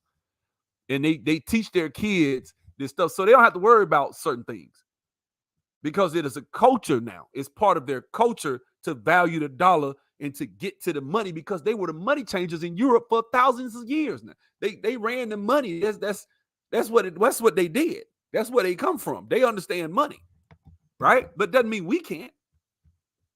And so what we got to do is we got to understand how to, to apply this stuff financially to our lives. We don't do that. And so I think that's probably one of the main problems. And when men decide to do that, mysteriously, you'll find the skills to get along in a relationship because you see the value in it. Right? If you think like T.I., right? T.I. said, what did he say? He said, man, I don't see the value in getting married. Well, raising your kids is important. Being a distant, like some guys admire what Nick Cannon does, right? A lot of guys, if they could afford it, would love to do what Nick Cannon did. They would love to have the life of Dwight Howard right now, right? Dwight Howard got 7, 8 kids all across the damn United States, getting raised by single moms and shit. That's what you want, right? A lot of them, not all, but a lot of dudes want that. A lot of dudes want that lifestyle. They just don't want the financial burden of it. If they had enough money, like Nick Cannon, where they look, man, I'm worth 75, 80 million, man. Look, man, have a baby by me, man. Look, I'll give you this, man. I'll take care of this. You ain't got to worry about this. You ain't got to worry about that. Man, there's a lot of shit. That's the good life there. And I get to fuck all the hoes I want. Shit. Right? And as a child, when I was younger, I ain't gonna say as a child, shit, I still have those propensities to be a hoe. We all do. As men, you're gonna have that propensity. It's in you. You got balls and testosterone, that shit is in you. You look at a woman, ain't nothing better than some pussy but some new, right? We all know that. That's how dudes are. But at the end of the day, you got to grow up as a man. You say, man, my legacy matters. My last name matters, right? Me being a patriarch matters. What is a patriarch? Study Abraham. Study Abraham, Isaac, Jacob. What was Jacob, right? What did he represent? What was Abraham, right? How did he move? How did he move? When we talk about a patriarch, people know who Abraham is now, don't you? Why? Because he was a patriarch, right? What is a patriarch? They say heavy is the crown that weighs. Where heavy is the head that weighs the crown. Where's the crown? You have to. There's a lot of responsibilities, a lot of shit that we think is fun. Like, oh man, it's fun. You get to have all the concubines. No, bro. Even if you look at a concubine, you know what a concubine was? She didn't get anything as an inheritance. Your wife did, but you had to take care of her ass. You had to put her up, take care of her just like a wife. You know what I'm saying? But that probably is the biggest thing that'll fix a lot of our problems. The Africans that come over here and do the things they do, a lot of them don't fuck with us because they see the crime and shit like that. But you know what? If I'm being straight up, straight up, just, objective, I see why they think like they do. Because If I cut the news on, like for Atlanta, I challenge anybody, if you live in the Atlanta area, I dare you to watch the 6 o'clock news on Channel 2 or Channel 46 when the news come on. When the news come on, watch it. Watch it for a week straight. And then come back on my channel after 5 days, tomorrow, Monday, right? Why? If you're in a major metropolitan area like a Houston, and I don't know about other cities, but I do know Houston, where there's a lot of black people, Charlotte, and other areas like that, watch the news 5 days a week. But just give me 2 weeks of that. And I guarantee you, when you come back, your perspective gonna change, and you're gonna start locking your doors. Like there was a little girl 2 years ago up in Atlanta, right? This shit scared the shit out of me. So her mom let her went to a party, chaperone. Girl went number 16 years old. Well, some nigga she was dating, she was shooting a little video on TikTok. This girl 16 years old, just a little baby. She putting a little video up on TikTok. This nigga came in there on the video. At the end of it, you see him running there and grab her and pick her ass up, throw her down. 20 minutes later, she was dead. They was trying to take her body to the hospital. Somebody shot her, right? Her mama didn't know. Her mom thought she was at an Airbnb. She talked to the other parent, but the parent sent the kids to a hotel. They say something happened with the Airbnb, right? So all these kids at a hotel room, which you 16 years old at a hotel room, ain't nobody watching, your ass ain't going. Now, I got a son. One day he going to be getting old enough. We in the same city where that shit happened. There's a lot of shit that take place in Atlanta that scares me. If I'm being honest, if I give my son a car, it's a lot of shit that go on in this, just in Atlanta alone. And it be kids from, I don't give a fuck where you live. You can live in the nicest suburb of Atlanta. It don't matter. Watch the news. People, Thanksgiving, this dude stabbed his mama to death, right? Like not too, and he wasn't too far from where I live. I'm like, damn. Stabbed her ass to death right here in Atlanta. I think I covered it. You know what I'm saying? And so when I covered that shit, a lot of people be like, well, man, you know, they come over here and they you know, look, man, people, it's human nature to do that shit. Like if I tell you, let me think for a second. I'm gonna give you an analogy, a real fucked up analogy. It's not true, but let's just say this shit. Let's just for ease of math, right? Just so you can understand what I'm saying. So you got two groups of people, and I got this from Thomas Sowell, right? You got two groups of people. One group, let's say 30% of them are drug addicts. You got another group where 2% of them are drug addicts. One person comes from each one of those groups, and they apply for a job. Your subconscious mind is going to want to tell you to hire the person from the group where they only have a 2% chance of being a drug addict. That's human nature. So when people come over here and they watch the news and they watch the shit that they see with black folk. Now I'm a black man my damn self. I don't want that fucking burden because we seen as the progenitors of a lot of this shit. You know what I'm saying? I don't like it, but I do know why they think the way they think. Does that despair? Does that give this guy the Christian Obumseli the pass to come over here and shit on black people and talk about black? Hell no. But he grew up in a household where Africans come over to America. They see this shit on the news every day, right? What'd you say? I'm reaching. You say sub, you reaching. White kids wrongdoings not being televised. 6 white kids drinking. Listen, I'm not saying white kids don't do fuckery too. That's not. If you watch the news in Atlanta, I live in Atlanta. I'm telling you, watch the news. If I go, and you have some fuckery going on now, but if I go on Instagram right now, there's something called ATL Scoop. I ain't gonna go on it right now. I ain't gonna log into my account, but on ATL Scoop, look it up. Go look on ATL Scoop on Instagram if you think I'm lying. Scroll down for about a year. Go back to like 2 years back on ATL Scoop. Look at all that shit that's going on. They got videos of motherfuckers. Listen, Lenox Mall shut down yesterday at 8 o'clock. You know why? Because a few months ago, there was 2 brothers in broad motherfucking daylight, like they damn Keisha from New Jack City. Shot the damn security guard. They walking in that bitch stealing right in people's face.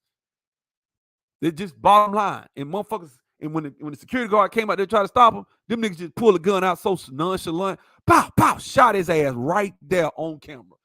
people had their phones out in there. They didn't give a fuck. Them niggas just walked off. I'm like, what the fuck wrong with these niggas? They did that shit, I'm talking about on a Saturday. You know what I'm saying? Yeah. Am I saying that white people don't do shit too? Hell yeah. They do shit. Look, I don't trust no motherfucking body. That doesn't make it any better. That's the thing. That doesn't make it any better for me. It doesn't. You know what I'm saying? Exactly. I agree with you. Who cares what white kids doing? We should relate to our own. Yeah, to our own. I hate that argument. Yeah, I think black people should focus on ourselves, and I do think that we have a crime problem, man. Look, we make up. Listen, black men make up 6% of the population, and literally commit over 50% of the murders in this bitch.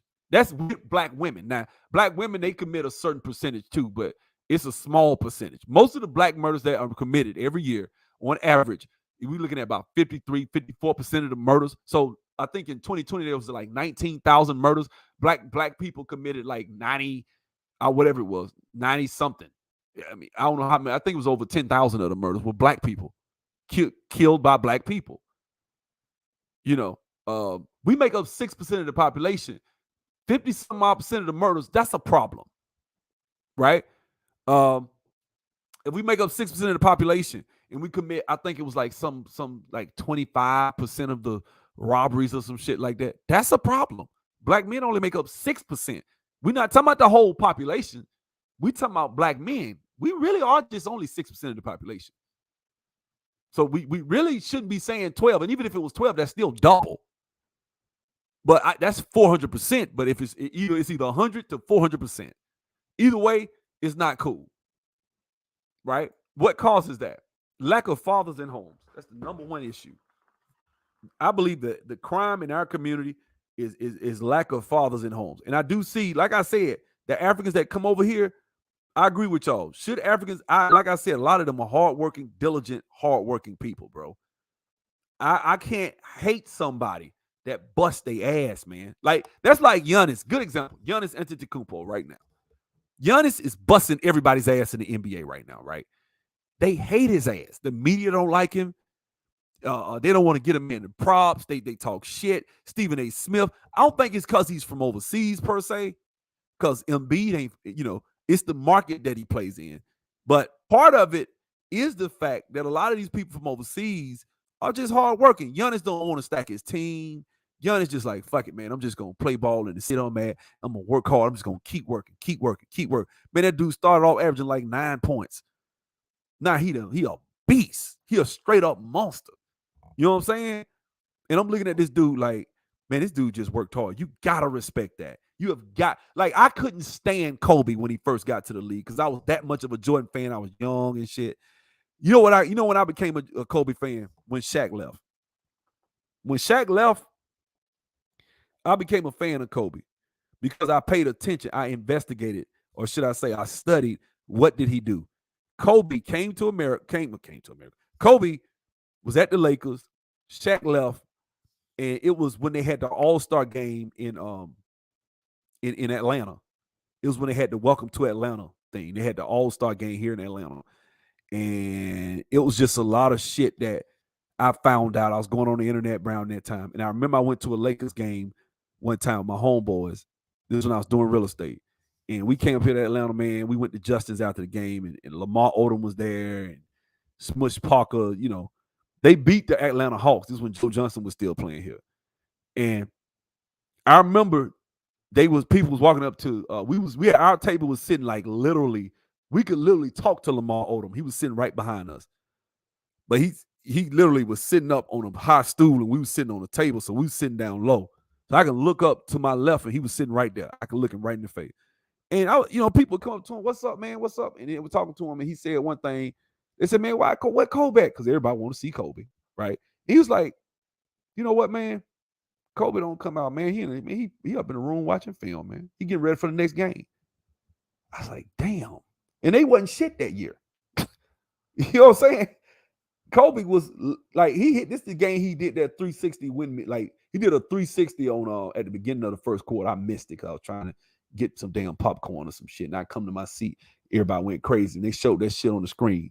Kobe went baseline, did a damn 360 or some shit. I was like, what the hell? damn. Because I think I paid like $500 for my seat too. I was trying to get close. I wanted to see that shit real close. Anyway, you know, I respected them niggas. I was like, man, Kobe worked hard. And then I became a fan because I was like, man, this dude is putting the work in, man. Shit. I mean, look, as African Americans, we have got to respect hard work. And if these Africans come over here and they gonna work, fuck it, we gotta work. Now I'm for us separating. I am for that because, like, you know, you can't have African American scholarships and then it's all Africans. Like, I don't believe in that. Like, I think it needs to be separated. You know what I'm saying? So I think we do need to count ourselves separate from immigrants. I don't see nothing wrong with that. I don't even think that's negative. Immigrants shouldn't have no problem. Cool immigrants don't have no problem with that shit. When you hear an immigrant complaining about that shit, it's other motives most of the time. Because it's not like we're saying, fuck you. Like, we still black, we still work together, we still come together, but we're separate. We're not the same. We don't have the same culture. We don't. Look at this guy. This guy literally was talking about black women like shit. He was talking about black women like they wasn't shit. Like, you know, and a lot of that is really, you know, hinged upon his ideals of, you know, the house he was raised in and how he was taught to look at black people. We can try to, you know, so he's just a coon. Like, you know, coon is a very dismissive word. It dislodges us from real thought. We don't really think shit through. Like, yeah, that nigga just a coon. It's like calling, like how they call Kanye West crazy, right? Like, listen to what Kanye said. I think he has mental issues. I do. But what I'm saying is, if you listen to what he's saying, 90% of that shit is on point. It ain't like Kanye, and sometimes he say some shit that's far out there. But what I'm saying is, when he announced his presidency, and you listen to that speech he gave, Kanye West was on stage crying. That's all they put out. They didn't let you hear the whole speech for a reason, right? But this dude, look at these tweets this dude was putting out. This was first, he just had a preference. You know, and he talking about he won't mix babies and shit like that. This is how they come to the country. They think like that. A lot of them do. I know some of y'all might get offended if you're African. You like, no, fuck that. I ain't got my head up the white man's. I'm not saying that. I'm just saying, when you hear somebody talk like this is how Fresh and Fit talk. This is how they think. This sounds like some shit that somebody told me this was Fresh and Fit's account, I would believe it. Black girls aren't the only ones who can cook in the world. That sounds like some shit Fresh and Fit would say. Notice something in common? People from the Sudan, people from the Caribbean, Barbados. And now listen, if you from the Sudan, if you from Africa, and you from these countries and you ain't like that, then I'm not talking about you. Not all of them are the same. But when you hear somebody talk like this and say some shit like this, and they got so-called white friends that make jokes about black folks, right? And he's saying white women's titties are better than black titties. Ha. When you say shit like that, that's, you know what I'm saying? That shit is just, you know what I'm saying? Like this lady was talking about black people making disparaging remarks about black people, and he laughed it off. Nah, that shit, you ain't my friend making no jokes about black people and tagging me in that motherfucker. You ain't doing that shit. That shit, you know better. If you my so-called friend and you gonna tag me in some shit like that, me and you gonna go at it on Twitter. And we might go at it when I see you. Like, what the hell you mean? You know? So yeah, I don't know too many people like that. But guess what, Deuce? You from America. I never met too many white folks, black people.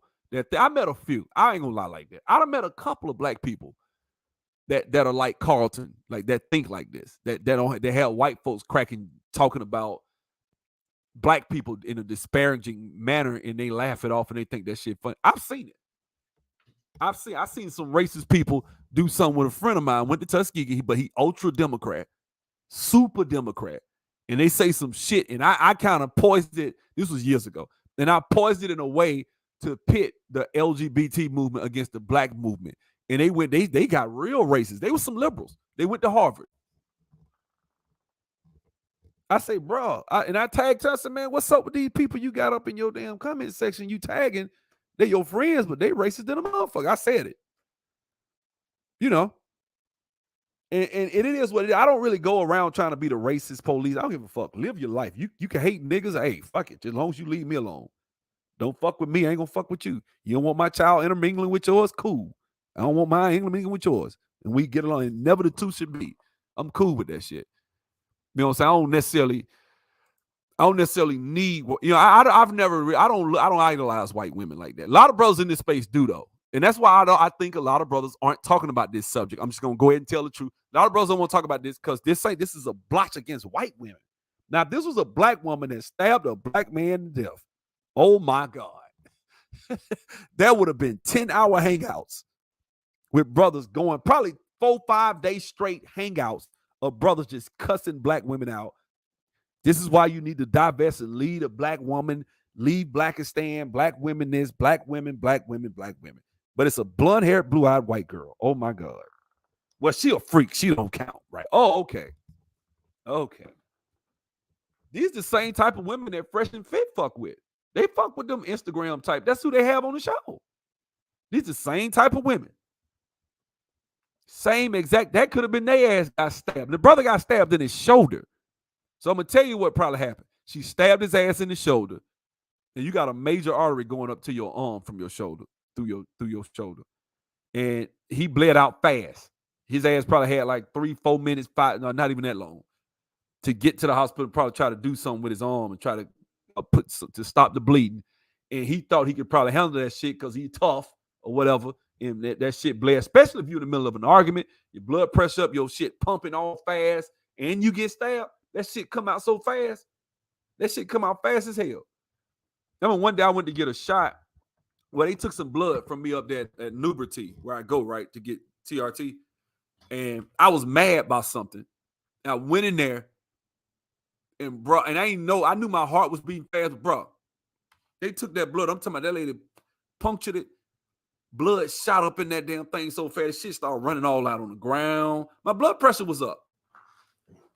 You know, so blood goes much faster if you're upset and you're in the heat of a moment, and then somebody stab your ass in the shoulder. And even if not, if you get stabbed in the shoulder, your damn blood pressure gonna go up.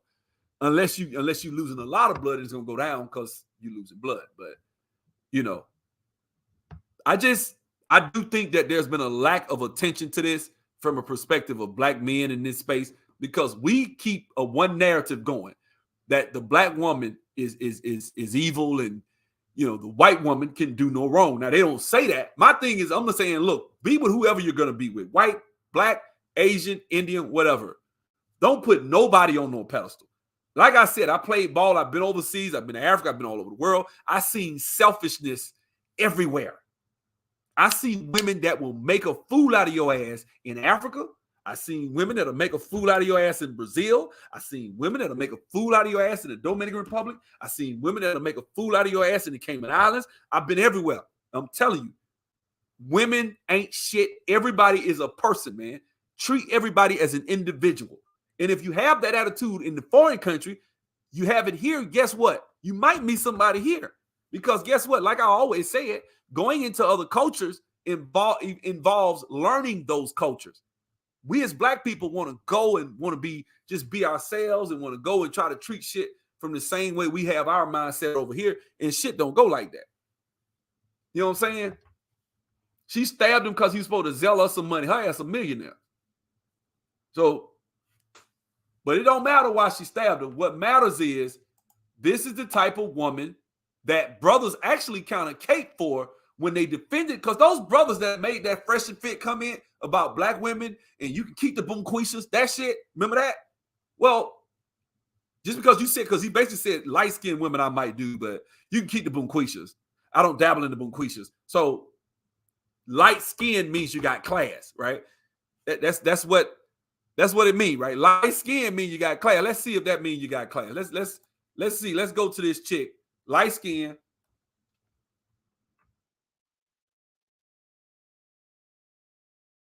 Let's see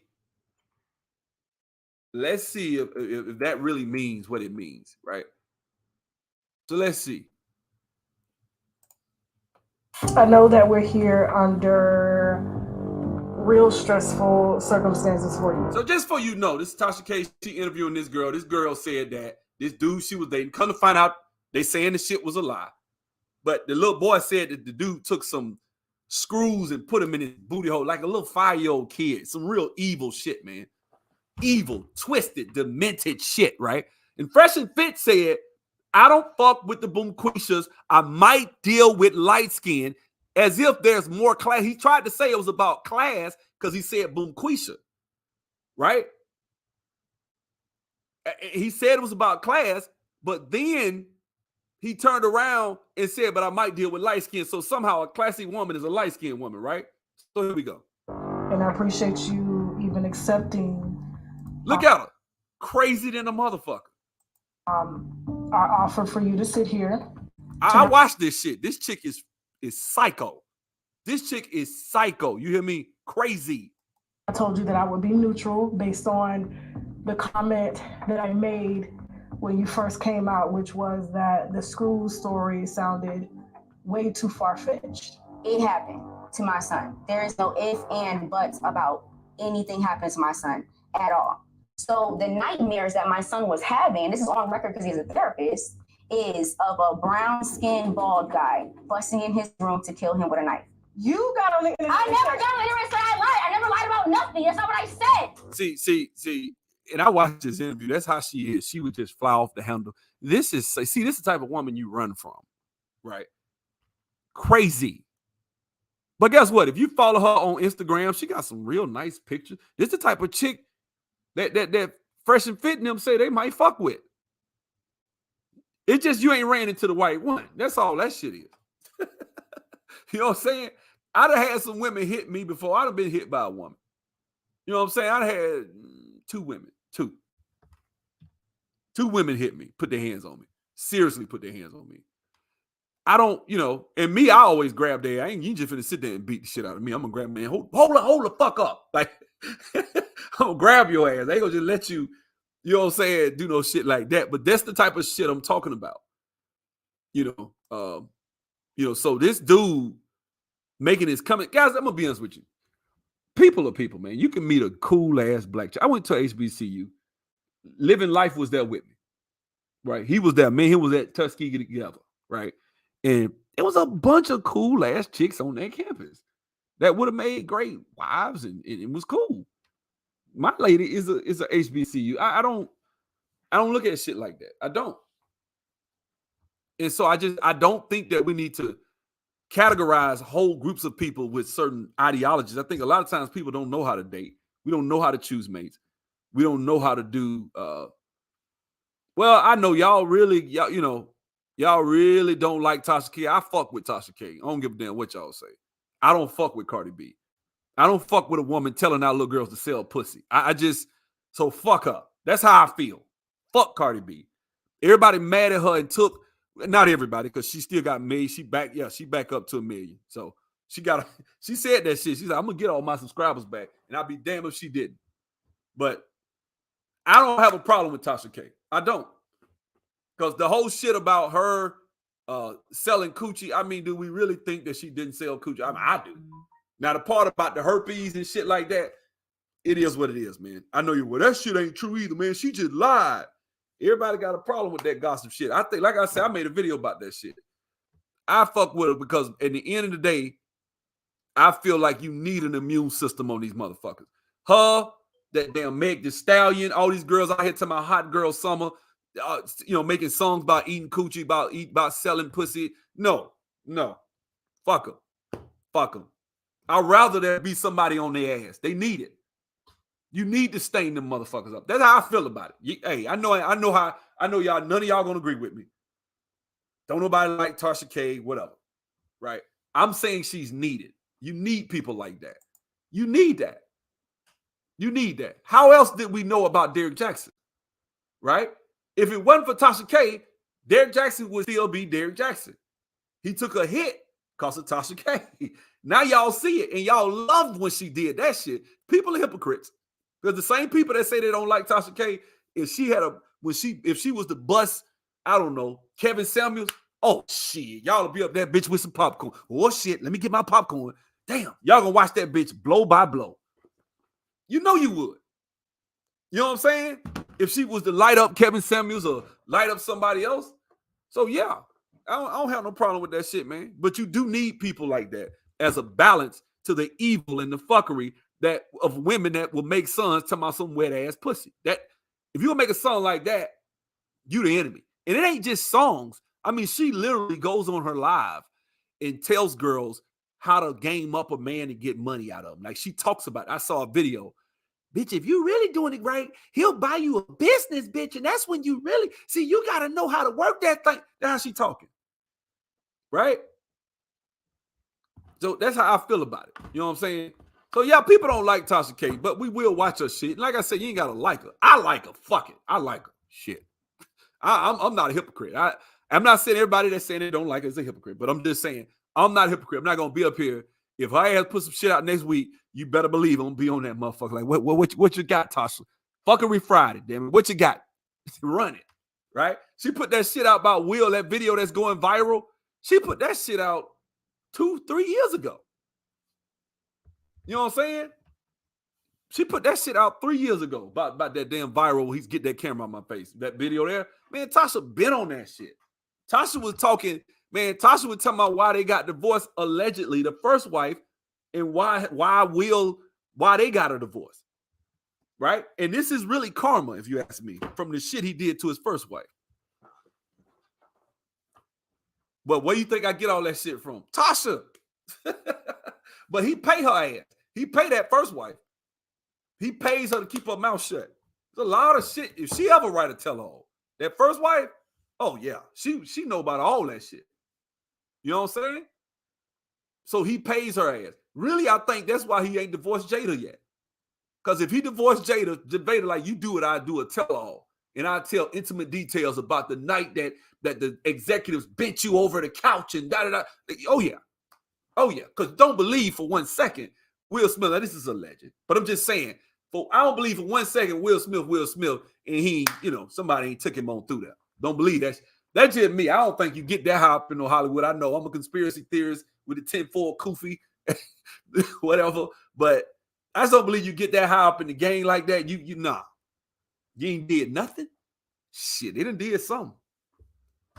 You know what I'm saying? And we need somebody to call these motherfuckers out. Look, Derek Jackson would still be unblemished if it wasn't for Tasha K. And that was a glorious ass video she did on Derek Jackson. You can't even lie straight and tell me that shit wasn't needed. That nigga was talking mad. Like, his videos changed after that. Like, even to this day, when he does a video now, even he can, well, nobody's perfect, and I understand. And sometimes you need to give a guy a chance. Why? Because his ass got lit up. If she hadn't lit his ass up, we would have never knew. You know what I'm saying? All these dudes were saying that shit. Man, that nigga full of shit. I know that nigga out there. He this, he that. Sure enough, it happened. And it needed to happen because of Tasha K. Right? If Tasha K was to break a story on Meg, like that whole shit about the boy get, what's his name? God, what's that guy name? What's his name? Tory Lanez. When that shit happened, she the one lit up that they was fucking and all that shit. They had been fucking with each other. Tasha K. When he shot her, what she said, well, look, he was in their face flirting with Kylie Jenner or whatever in their face. Come to find out, Tasha K lit all that shit up. He was fucking a homegirl. They got mad. The homegirl, all that shit. Tasha K broke that shit down the first night. Go back and look at that shit. I don't like Meg the Stallion ass either. So guess what? I was glad. So Meg don't like her either. She's like, man, wait a minute. This man shot you and you got back in his foot. Tasha K was asking the questions that we all had. They're like, yeah, that don't make sense. He shot you and you gonna get back in the car. So that's all I'm saying. I ain't saying Tasha K, everything she do is right and everything. Yeah, she got a little dirty. And sometimes you're gonna get bad information. Sometimes your people are gonna call you and give you information, but they scared to come forward. And so she says, my source tells me da da da da da da da, which is true, right? And when she says something like that, that's gonna lead down another path. You know what I'm saying? And so people get upset. But what's the name gets upset about all types of shit.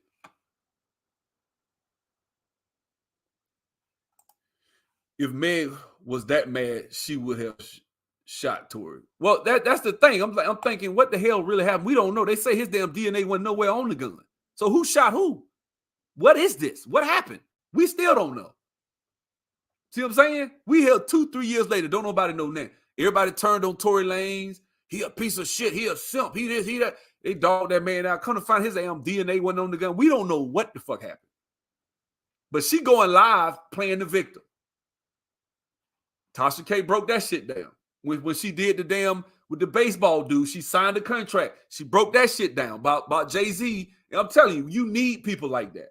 You need people getting into these people's business. I know y'all don't like that shit. I don't like gossips. I don't like people that just do low down shit to people. But when people are out here having influence over our children and taking money like Lil Nas X or some shit like that, like if she broke a scandal saying Lil Nas X is not gay and he just took that money, he became a multimillionaire, and he tried to sell an image and let's just say, I don't know, the Jews or something that run the music industry pushed his ass out there because he just said some shit last week joking when he didn't win a Grammy, telling me he ain't gay for real. I was faking like I was gay. Some little shit he said.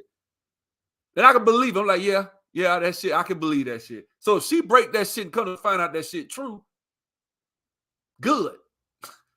Good. You out here riding the devil's dick and shit, telling kids to be, making videos dancing in prison naked and shit. Fuck that nigga. That's how I feel about it. I'm sorry. So, yeah, if she was to lie on him or some shit came out and 60% of it was true, but 40% was false, fuck it. That's how I feel about it. I don't know why because everybody feeling sorry for Cardi B. I'm like, it's Cardi B. Fuck her. Like, when she made WAP, I didn't give no fucks after that. I didn't. When she made WAP, wait a minute. Wait. WAP? Wet ass pussy? Like, that's what you... When that shit came out, I gave up. I said, man, ain't no, nah. She a damn minstrel show. She's a modern day minstrel show. So I'm sorry. That's like if a dude think about it this way. That's like if a dude say, hey, man, some white people come up to him, hey, man, go put on this monkey suit, make some monkey sounds and eat bananas, right? Or just put this monkey mask on, act like you got a tail, right? Y'all know my movie. Y'all already know my movie, right? Soldier Story. His name Sergeant, I think it's Sergeant Waters. Damn, Sergeant Waters. Remember Sergeant Waters was sitting up there that day? This part right here, this is my favorite part. Well, now my dad is gonna glory. I work real hard. I drank corn liquor. That's the truth.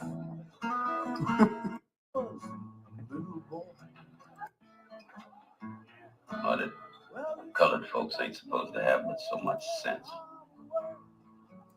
That's now this movie is kind of fucked up because that dude was actually a pretty nice guy. But what I'm saying is, listen to what he say, because that's what I look at Cardi B as.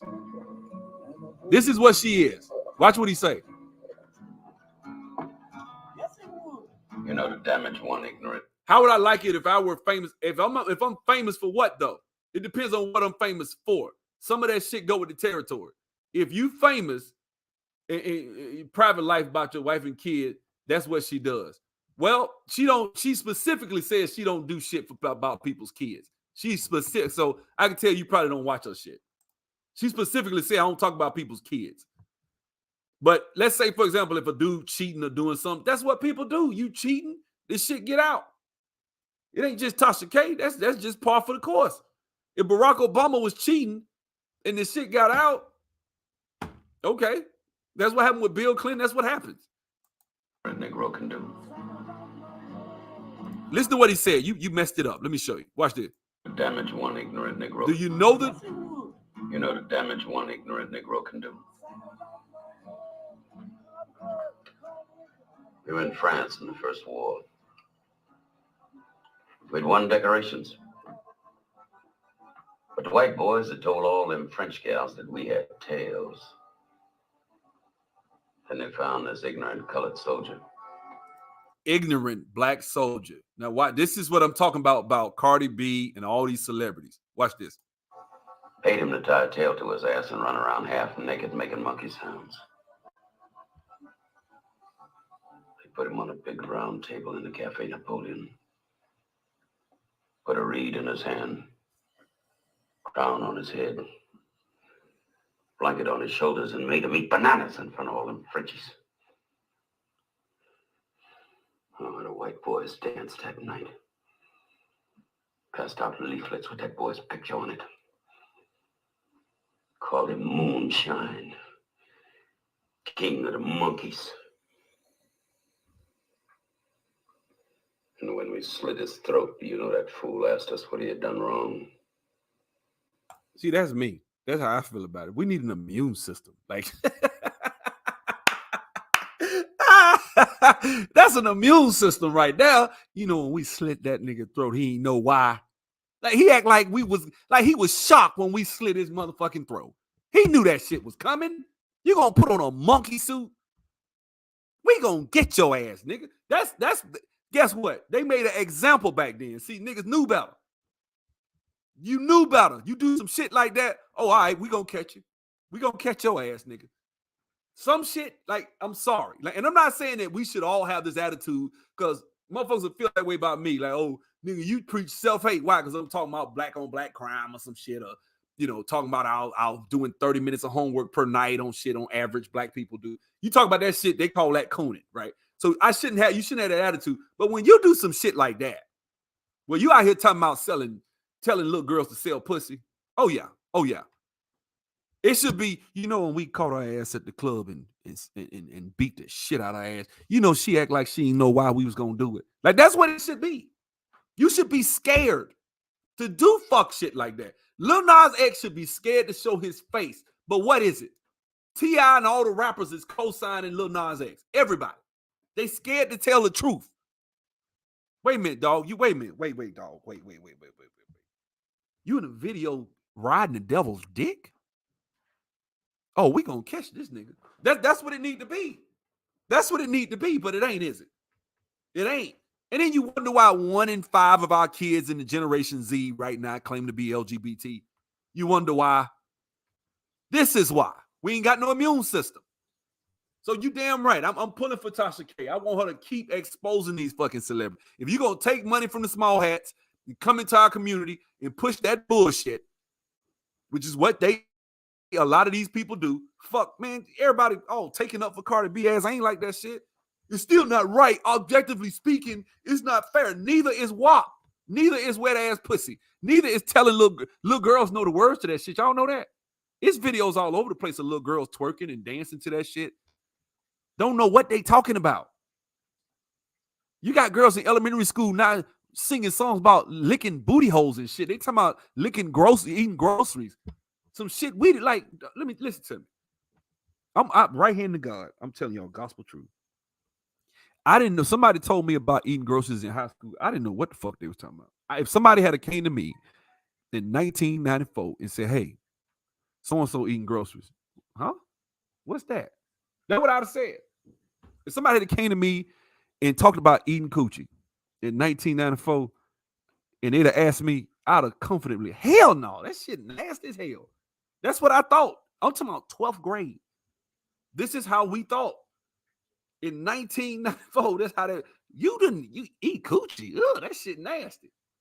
That's what we said. The nigga would get mad at you and call you old pussy eating ass nigga. That's what we used to say at the gym. Like, we thought that shit was nasty. That just go to show you how far shit done went. Now you got kids in 2nd grade, kindergarten, rapping and singing shit on the radio. Hot girl summer. Beat the pussy up. Like, that's how they talking. I'm like, damn, when I was in school in kindergarten, we was singing, Cameo and you know what I'm saying? When I was in like 1st grade, the roughest shit we listened to was Planet Rock. You know what I'm saying? That was some hard shit, That was some street shit there, Planet Rock. That was it. And that shit was about dancing and having fun. Shit didn't change, man. When I say mistakes, let me see clear that that cheating is not a mistake. Well, then there it is. When you say mistakes, when somebody is a gossip, like let me explain something to you. Whatever it may be, if you watch Tasha, like for example, the whole Wendy Williams shit right now. She pulling for Wendy Williams. Like, I'm not trying to pull for Tasha K. She pulled for Wendy Williams. Like, she's a fan of Wendy Williams. She says it's because of Wendy Williams I do what I do. She talked about that man cheating on her.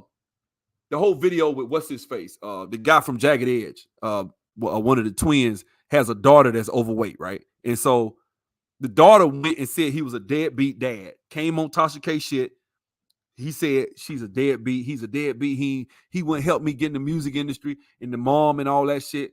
And so the dad, twin, came back, called her ass, called Tasha K. Tasha K gave him the mic and said, okay, we fair, what's up? And so the dude was like, yeah, man, you know, this. And he told her about his daughter being overweight. I've been telling her she want to get in the music industry. She really can sing, but she refuses to lose weight and work out. And she thinks something mean, but I'm telling her the truth that you got to be slim in the industry. If you're trying to come in here, you can't come in here overweight like that. Right? He told his whole story. Say, I love my daughter. I take care of her. We live out here in Conyers and she live around the corner and her mama was this. And he told his side of the story about how her mama was for shit. And they went back and forth. It was one of them situations because the mama came back on. I don't think nothing wrong with that. I think that's her just being a conduit and she the one spilling the beans, right? She called Tasha K. Most people that come to Tasha K, people coming to Tasha K. What's the other situation? The girl that said, that black girl that said she worked with, she used to live with Cardi B when she was a stripper. And then Tasha K turned on her like I think she lying. Tasha K said it. So, I mean, you know, it is what it is, man. You know. But that whole little situation when she lost that case, losing the case don't mean that Tasha K was wrong. You just lost.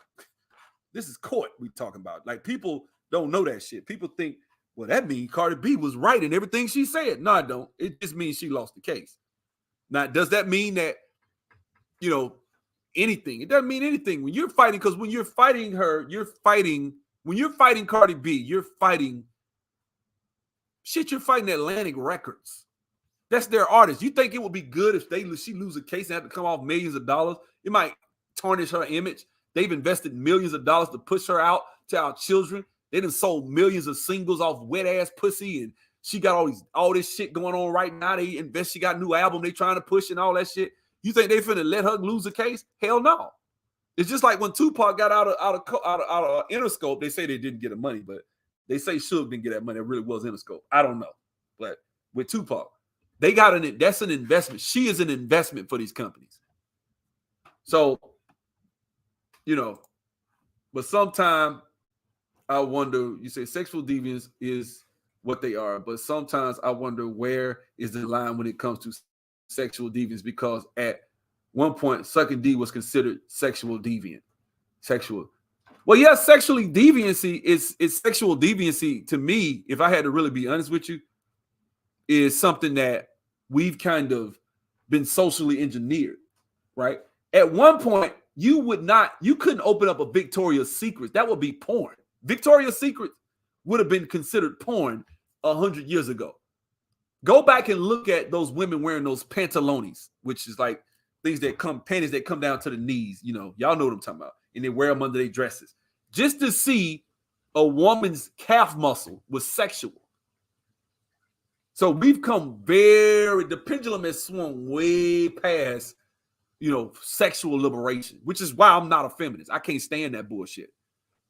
Black women have been free sexually for the last 50, 60 years. You can stop talking about you need to be sexually free. Whenever I hear a black woman say that, that's a reason to be a slut. That's what it is. And I'm going to tell you something. The more sexually free women are, the more degenerate a society is. You can go back and study Roman history. The more sexually free women are, the more degenerate a society is, the less men will get married. So you really have, you women, y'all really kind of got to fight. It's a war that you have on the inside that y'all need to fight to stop all this bullshit going on out here. It's a bunch of women making it hard. Niggas ain't finna get married to all this ass out here jiggling everywhere. Women spreading with their pussy prints and you can see the lips all up through their panties and shit like that. I had a post on my channel about that shit. That shit is classless, man. Let me show y'all some shit, man. Watch this. I'm gonna show y'all something. Now, this is some crazy shit.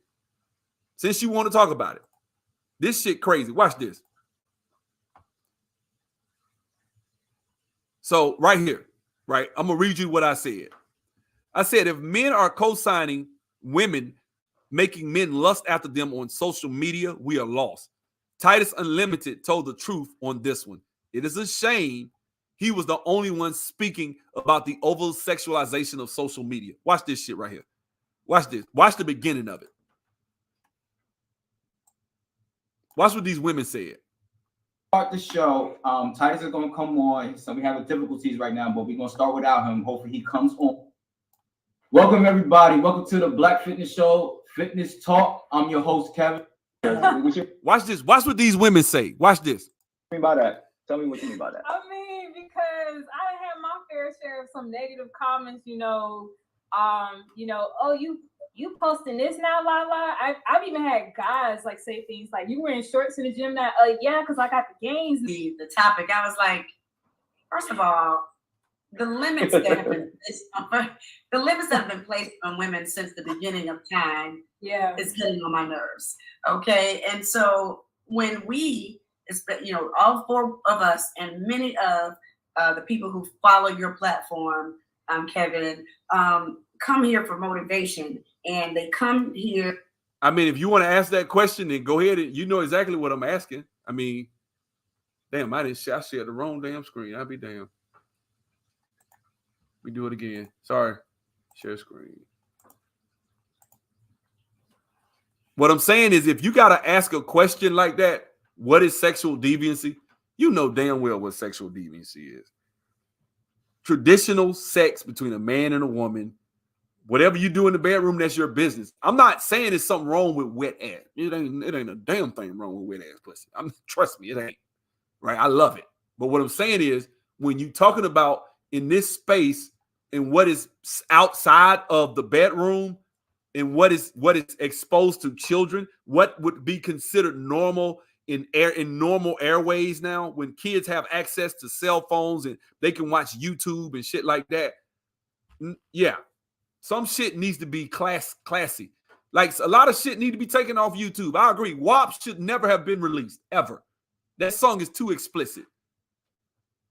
It should never have been released. A song with somebody talking about licking booty holes and shit.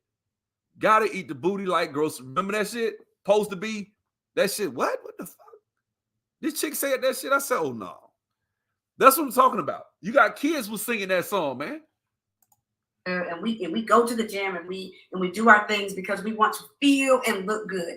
And if I want to wear whatever the hell I want to, okay? See all these women nodding their head. See what I'm saying? These are the same women that'll call a woman a slut if she did something, if she fucked, if a man, he a hoe, if he did this. But you for these women walk around here like this. This shit is not cute. This feminism has fucked black women over. You don't understand. You women will get upset. Some of y'all maybe hit dogs holler. Maybe that's the problem. Hit dogs holler. Some of you women will get upset when men try to tell y'all, hey, this is a problem. You don't need to have your pussy print showing in your tights and your pants at the gym. You don't need to be out this motherfucker walking around with, taking these sexually explicit pictures in your fucking bathroom. And then when a man tell you, hey, baby, you showing too much, then you want a man to get married. I can't. It's too much ass out here, too much temptation. And these women are excluded. These are older women. These ain't no little 20-year-olds. These women, like Rashawn Ali, been on the radio in Atlanta for a minute. She's pushing this shit hard. This shit ain't cool. Both of these women, all four of these women gonna be for women showing their bodies. Watch this shit. Yes. Yes, I do think that social media has led to an over-sexualization of certain things, but I like that social media has also kept everybody connected, and people are learning. They're learning all kinds of fitness. This woman, like she in her 50s, probably late 40s, 50s. Look at this shit. Moves and I don't really care if I'm looking on somebody's page and I see her ass and she has her ass in the camera. If it's a good move, I'm saving that. I'm saving it because I want to try that. That doesn't bother me. And fitness will always be fitness. It just will always be fitness. So it doesn't matter if I go on Lala's page and I see her boobs and her booty. I don't care. She has a beautiful body. She worked for it. I respect that. I love it. So I agree with you, Rashawn. I think there's a such thing as nobody said there's a such thing as class. And I didn't watch the whole video. I could be wrong. There's a such thing as class in how you work out and what you wear when you work out. You can be classy. I seen women come to the gym with a big, huge basketball ass, and she takes a jacket or something, ties it around her waist because she don't want people staring at her ass. I respect women that do that. But when you bring your ass out here and you do this shit right here, this is part of the problem. Women want all this sexual freedom. That's all these women talking about. We should be able to show what we want to show and do what we want to do. And that's a problem. Because when these women aren't chaste, this is for the destruction. This is going to destroy the society right here. This shit they talking about. It starts with small shit. Just like, oh, well, hey, why should we try to control what somebody does in their bedroom? It's none of my business what you do in your bedroom. Now they're a protected group. Now they coming after your kids. Now you want to say something. But back when they was going for gay marriage, you should have said something. It's too late now. Now they're a protected group through the Constitution. So guess what? Now they putting that shit in schools. Now they coming into schools and your child is 4 and 5 years old and they trying to tell them about what they do with their dick and coochie. I should be able to tell kids that that you take dick up their ass or some shit. I mean, you got sick, foul motherfuckers out here like that. You got a transsexual that came and read to some kids at the library with no panties on and spread his legs and showed his dick to some little toddlers, to some kindergarten children. I would have beat the shit out of his ass. I would have stumped his ass right there. See what I'm saying? This the type of shit that this shit is all connected. These women, this sexual freedom, this sexual liberation. Oh, by the way, that's Gloria Allred, right? That's not Gloria. That's Gloria Steinem, right? CIA operative, right? And this was what she wanted. She literally wrote, what's the myth of the black superwoman and whatever that shit was. That was her that wrote that shit. That black lady ain't write that shit, man. She put that shit right into the black community. I did a video on that shit. She put that shit into the black community, and here we are. That shit still took root today. That's what Alice Walker, The Color Purple, all that shit, man, they cooking your ass. You don't even know it. Black women, they cooking the shit out of you with this sexual liberation bullshit. Black women, you got big fat ass anyway. Now it ain't gonna give a fuck what you wear. You gonna always look good. You ain't gotta show your damn coochie print. Damn. And trust me, I love it, but don't be putting that shit on the internet like that. That's the shit I'm talking about. That shit is classless, tasteless. It is. If I see women who are scantily dressed and her body is banging, I don't care if it's a skinny bang. Look at that, scantily dressed. That means, look, butt cheeks showing. Going to the night, listen, it ain't nothing. If you go out in the club right now, remember back about 10 years ago, certain women would come to the club and they had them fishnet outfits on where it's just see-through sheer, and they'll just have on some panties or some shit and some tassels over their nipples. And remember that shit? Y'all remember that? And women would go to the club like that and they would stop traffic. Everybody, oh shit, oh damn. Remember that? Oh, that's normal. That ain't shit now. That's normal. That's the basic uniform in the club now. Girls going to the bitch with no fucking panties on. You seeing their ass. They got some shit just to cover the front of their coochie. That's it. Some of them ain't doing that. Some of them going to the club with nothing in a damn sheer outfit on. And you talking about you want women. You think men go like, come on, man. Come on. We're visual creatures. Y'all got to help, man. Women, y'all got to start saying something about this shit. I don't see too many women talking about being chaste. I don't. I'm not talking about being a slut and fucking everybody. I'm talking about being chaste. Part of being chaste is not letting the world see your brains and shit. Like, what the fuck? I don't need to see your pink. If I see your pink, that's a problem. You at the club, I can see your pink. I can smell you when you walk by. I know what your coochie smell like. Like that, I shouldn't be able to do that. And I'm not talking about stank. I'm talking about I can smell it, like the juices and shit. Like some of these chicks coming to the club. I'm like, what the fuck? You know what I'm saying? Who want, like, these women going to the club with see-through shit on, no class, right? And I love women. Don't get it twisted. I'm like Prince with it. I get it. But at the end of the day, you still got to make up in your mind, which is it going to be? The sexual liberation shit, which is what they're preaching right now, is bullshit. If it's a thick bang, if it's a medium-sized bang, rock it. I'm cheering you on. I may say something to you in the gym and say, you look good, girl. That's what we can and cannot show. And honestly, I think a lot of you spoke about it too. Like, there's a lot of, men there on my page is like, all you do is show ass. Man, go to a page that's assless. Like, go to a page that doesn't show. See that? So you don't have to look. You don't have to look. See that? See, this the shit that get me. You say dumb shit like that, right? We predators. We like vampires out this motherfucker. You'll say some dumb shit like that, I bet. First of all, most niggas ain't finna say that to you. They gonna say, let me spot you, right? You need me to spot you? Let me get that for you. Hey, you doing good on that squat rack, girl. Look at you, man. How much you lifting heavy today, ain't you? You crack a couple of jokes. Next thing you know, you got her legs pinned behind her head. That's how the shit work. They don't see this shit. See, I'm a man. I see this shit. I see it. Y'all, fellas, y'all know what I'm talking about. Y'all know exactly what I'm talking about. This is how the game go, right? And you get them. We know you emotional. We know you're emotional. We know how you work. You don't know it. We do.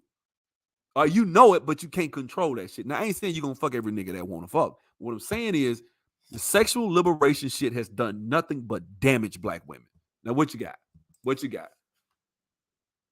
What about the straight people do in their bedrooms? Is it sucking the degeneracy feel like homosexuals do in their bedroom is degeneracy? Look. Now, obviously, I feel like the second part, hell yeah. Degeneracy, yeah, it's degenerate, what homosexuals do, right? Lesbian or gay or straight. I mean, man or woman. You doing that shit, yeah, that's degenerate. That's some shit you shouldn't be doing, right? It's called fecal matter for a reason. It's got E. coli. Yeah, that shit'll kill you. So, yeah, I agree with that, right? Now, with a man and a woman, yeah.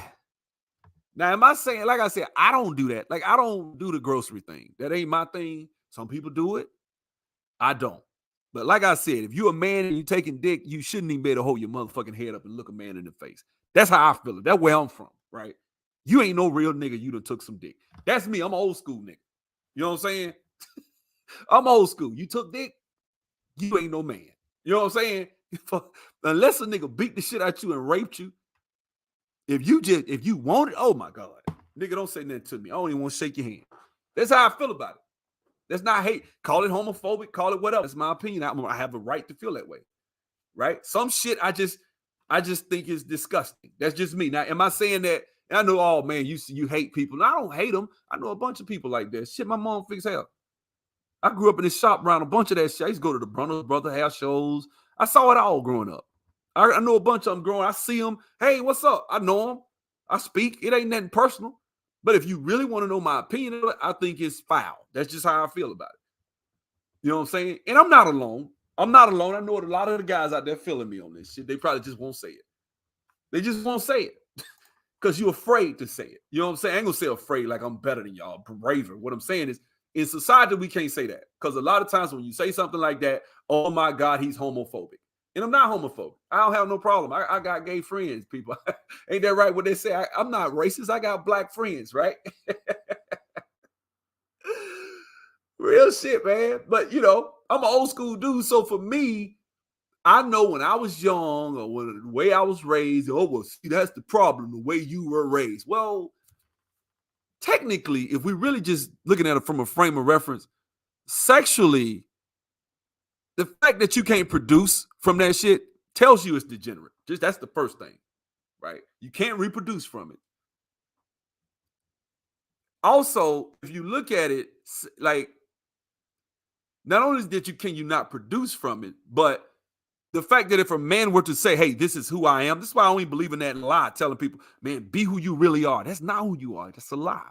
You got some shit you need to work out first. What's like before you just say at 12 and 14 years old that this is who you are, what's wrong? What happened? How did you get here? Right? It rarely are you gonna say, well, I felt this way since I was 2 years old. No, you didn't. Most of the time, well, so-and-so touched me. That's gonna be probably about 85% of them right there. Right? Oh, you got touched? By who? Okay, you need to go to counseling. We need to work this out. We need to press charges. whatever. But that's what I'm saying. A lot of that shit don't happen no more. Because why? Because in 1973 they removed it from the Journal of Psychology, saying that was an actual thing, like it was something wrong with a person. They removed that shit. It was a mistake that they removed pedophile about 4-5 years ago. Umar Johnson talked about that shit. They removed pedophile by mistake, air quotes, right? Gender dysphoria. They removed that shit from they don't even use, they getting rid of that shit no more. There's no such thing as gender dysphoria. You are assigned at birth now. Now they telling us that shit, right? This is the type of shit they do. You know what I'm saying? Well, you asked me about sucking head. I don't see nothing wrong with between a man and a woman giving each other fellatio and cunnilingus. Ain't nothing wrong with that. Between a man and a woman, ain't a damn thing wrong with that. Ain't nothing wrong with that. The reason I said that was, I'm just telling you how we were sexually in the 90s, in the early 90s, sexually, how we thought in Alabama. I'm from the Bible Belt. I'm from Montgomery, Alabama. In Montgomery, Alabama, in 1994, I'm telling you, dudes weren't all just bragging about, dudes weren't eating no coochie. There was a dude in my school, and he just so happened to have my same first name. There was a dude in my school that ate coochie. You know how many girls came to me and thought I was him? It really was funny. Because girls would come to me, you that guy that, you know, because they're trying to get hooked up. Oh, shit. They were trying to get hooked up. Like, you that guy, I heard about you. I heard, like, no, you ain't hear about me. That's the other, that ain't me. You talking about this other brother. Oh, I thought that, nope, not me. You didn't hear that from me. You know, but I do remember people talking about not doing that, man. All my boys, we went, man, we had a dude, it was a dude named Fraser. Fraser was from Pale City, outside of Birmingham. Fraser had this girl named Bam. Fraser used to hook her up every night, right? Every night he was hooking her ass up, right? Anyway. So, and that nigga come out there brushing his teeth every night. He didn't care. He was calm. He did not care. He would do that shit. He didn't have no shame. He would talk about it. Yeah, I love it. I love it, man. I love it. You know, and I'm sitting like, man, how you do that shit, dog? How this how I was. Now, this is 1995 when we was talking to him. You know what I'm saying? But that's what that was. He was like, yeah, man, I got a roommate from Florida when I went to Wallace and Selma. T. Barker, them Florida niggas. Them Florida niggas, that's all they do, right? I'm sorry. You from Florida, no disrespect, right? Them niggas was on that shit way back then. All them niggas, all the Florida niggas I knew, they was on that shit hard. That nigga was, boy, I was like, that nigga had them lined up too, boy. I was like, you can do your thing, dog. You can have that shit. You can have it. You know, it wasn't until I got older, man, that I even tried to, tried that shit. You know what I'm saying? It wasn't until I got older. Just a few years, probably about 98, when I really, the first time I really did it. You know what I'm saying? Then after that is whatever. We're going to keep this a PG video. You know what I'm saying? But yeah, so I don't see nothing wrong with that. I don't see a damn thing wrong with it. I never said anything is wrong with that. Even the Bible tells you the marriage bed is undefilable. Like, you can do whatever you want to do. What you say? You from Florida, man, from start to finish. I'm telling you, them Florida dudes, I was like, I'm talking about, they came up in like 95, 90, when I first met them niggas. That's, nigga, what? You don't know what you missing, boy. That's the best thing. Them niggas sat there and drew it out. I said, man, see, when you do it, you go up here to the top and you got to see what you do, and then you make sure I was like, oh, okay. Like, these nasty ass niggas. We talked about them. All the Alabama dudes was like, man, them niggas nasty as hell. We used to laugh about that shit. You know what I'm saying? Oh, and them New York niggas, that's a different city. Now, New York, that's another one too. I had to play with a dude named Sam. He from New York. Sam from Harlem. Sam had a girlfriend, man. I'm talking about that nigga stayed. I'm talking about, and they didn't care nothing about it. They was unabashed. They'll walk in there, hey, how y'all doing? Hey, I'm talking about the room will be full of people. We in there, might be playing cards.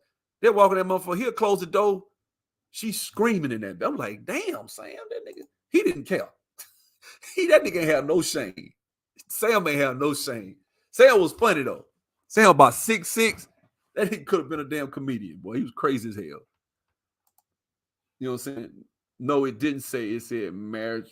The marriage bed is undefiled, meaning it should be defiled. Well, yeah, I disagree with that.